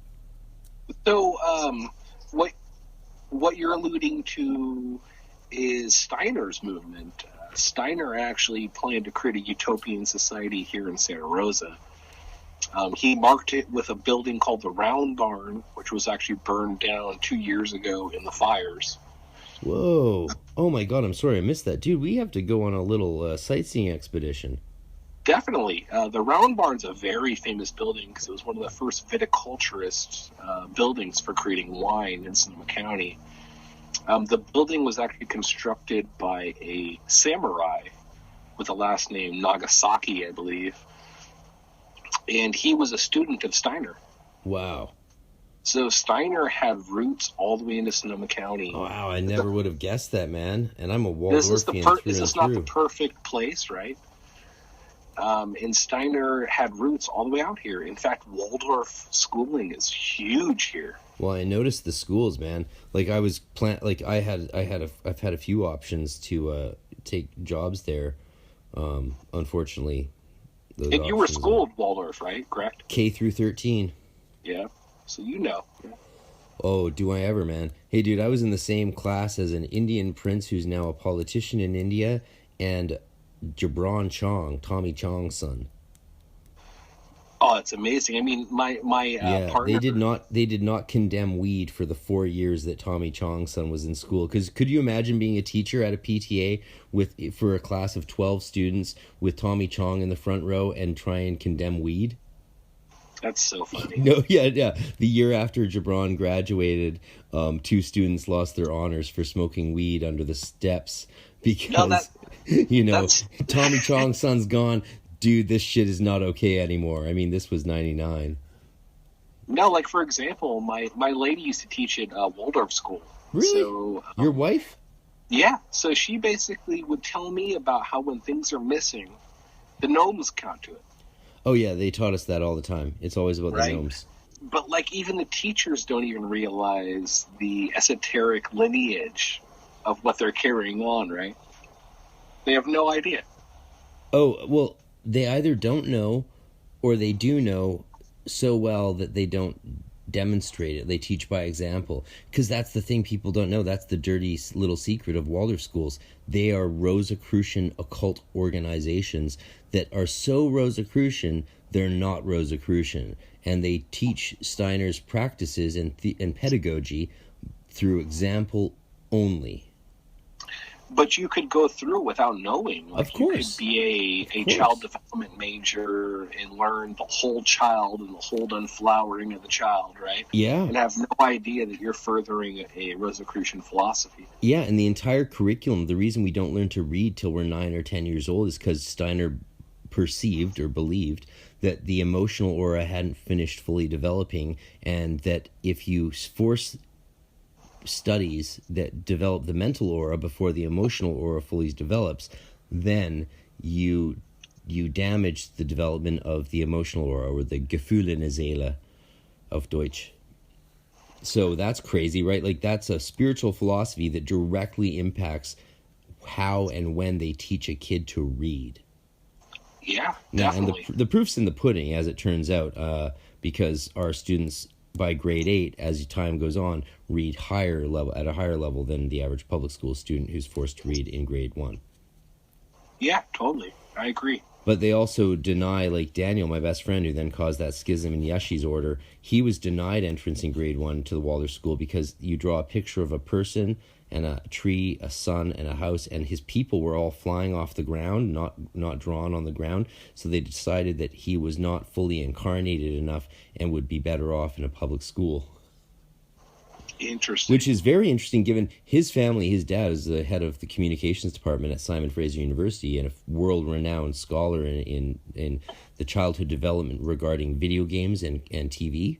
And he could have paid the $750 a month fee to have his son in school. The school still said no, and in favor of perhaps a student that might have had to be on support and only pay $175 a month. So they would stand by their principles, and for the good of what they believed was the good of the child, even against their own financial interests. And Waldorf schools struggle, man. The teacher's salary when I started in 1985 was at $38,000 a year. When I graduated, their salaries were at $36,000 a year. Wow. So, like, from 85 to 99, their salaries dropped by $2,000 a year. And if you're making money in the 30s, you're fucking fucked.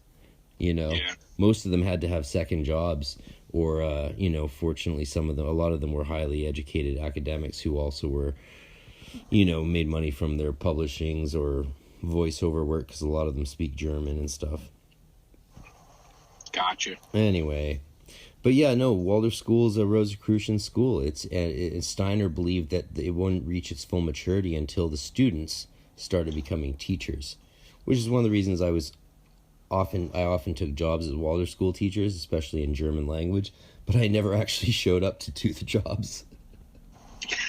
I was on my way to the Waldorf school in Scariff in Western Ireland, and I swung by this island and ended up joining a band. That was the first time I joined a band, and I was just like, yeah, I could make €17 an hour teaching German in the countryside, or I could play music 6 hours a day in the garden of Tirnanog, playing Irish bagpipes and singing in Gaelic, and make $50 an hour. Yeah, right. Hard decisions. What are you gonna do, man? Like, I'm sorry, $17 an hour to teach German to some ungrateful fucking Irish kids versus singing Gaelic songs and playing bagpipes for $50 an hour. What are you gonna do, especially at 25, 26 years old? Yeah, totally. But I would love to teach Waldorf one day when money is no longer an issue, because God, I don't know how the hell you could raise a family on $36,000 a year. Especially in Canada, where they take away half that money. Or sorry, I don't mean take away, I mean fund Medicare for all. Yeah, totally.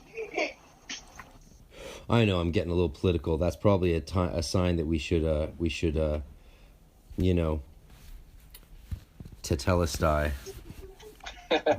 No, it's been a pleasure talking to you for the last 3 hours. Yeah, we've done 3 hours, and I know I was actually, because I got locked out of my old podcast, and this is my revamped new one with some of the old content, but some of it I couldn't rescue, and so I really wanted the first interview chit chat on this to actually, achieve a certain bar, and I think 3 hours and 8 minutes going on is a good bar to set. I have another interview actually in 30 minutes with another Golden Dawn person in America. So I've been going solid since 6 a.m. and let me just say that's because I take my vows seriously, and I will forever strive to be more than human. No, I appreciate your persistence, Frater. It's been a pleasure talking with you, and I'd be more than happy to participate in any future podcasts you got. Would you like to wrap up by just telling the world a little bit about your band, your music, and where they can find you, and sort of pretend you're at the end of Hot Wings here, and you're doing some shameless self-promotion. You're a musician. You promote music gig bags and all these strings and chords. By the way, I could really use a gig bag. So why don't you just tell people what the name of your bands are, where they can find your music, what instruments you play, what the best song is they can download right now on Spotify or iTunes. Just go for it. I appreciate it, Frater. I do music production of all genres. Most recently, probably my baby project is a band called Trial by Combat. We're a death metal, kind of melodic death metal kind of band. We're super extreme, but very musical. That particular album, called Consumed by the Darkness, was actually set to be launched in May, but due to the whole coronavirus situation, we're looking at probably putting this back out around June or July. Got a lot of music publicists behind it. We created a new music video under a song called Extinguination Excite. Can people see that somewhere? Yeah, you can check that out on YouTube. And what's it called again? Extinguination Excite. Exsanguination. Exsanguination. That's my lead singer getting all technical with ways to die. Oh, sounds like a prima donna to me. Yeah, it could be a little bit. But, we're extreme. We're one of the most extreme Bay Area bands. We opened up for Soulfly, all the big names in the area.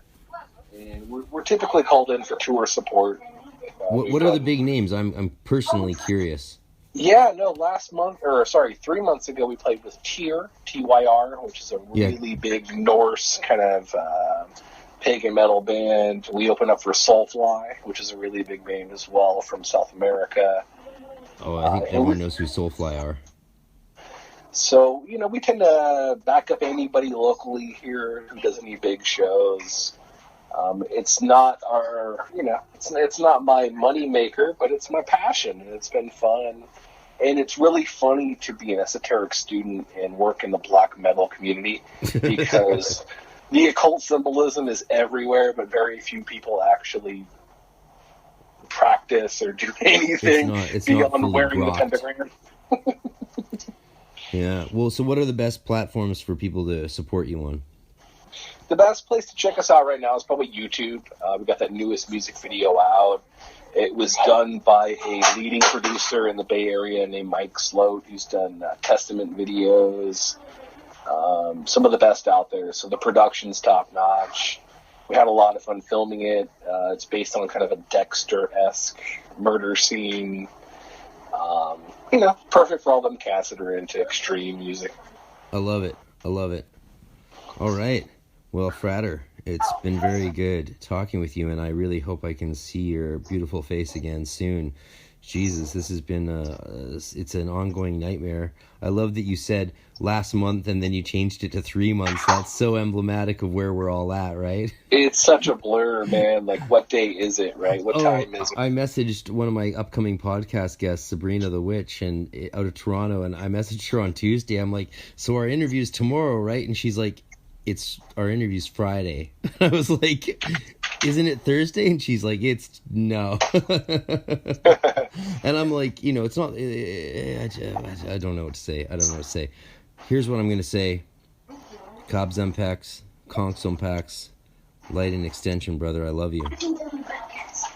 Light and Extension, brother. LVX, brother. We're gonna see each other soon, come hell or high water.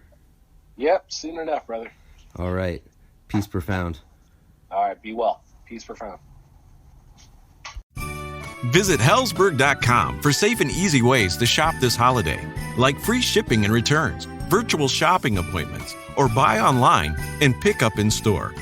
And right now, get a free Microsoft Surface Go 2 with the purchase of $1,499 or more. You gift, you get.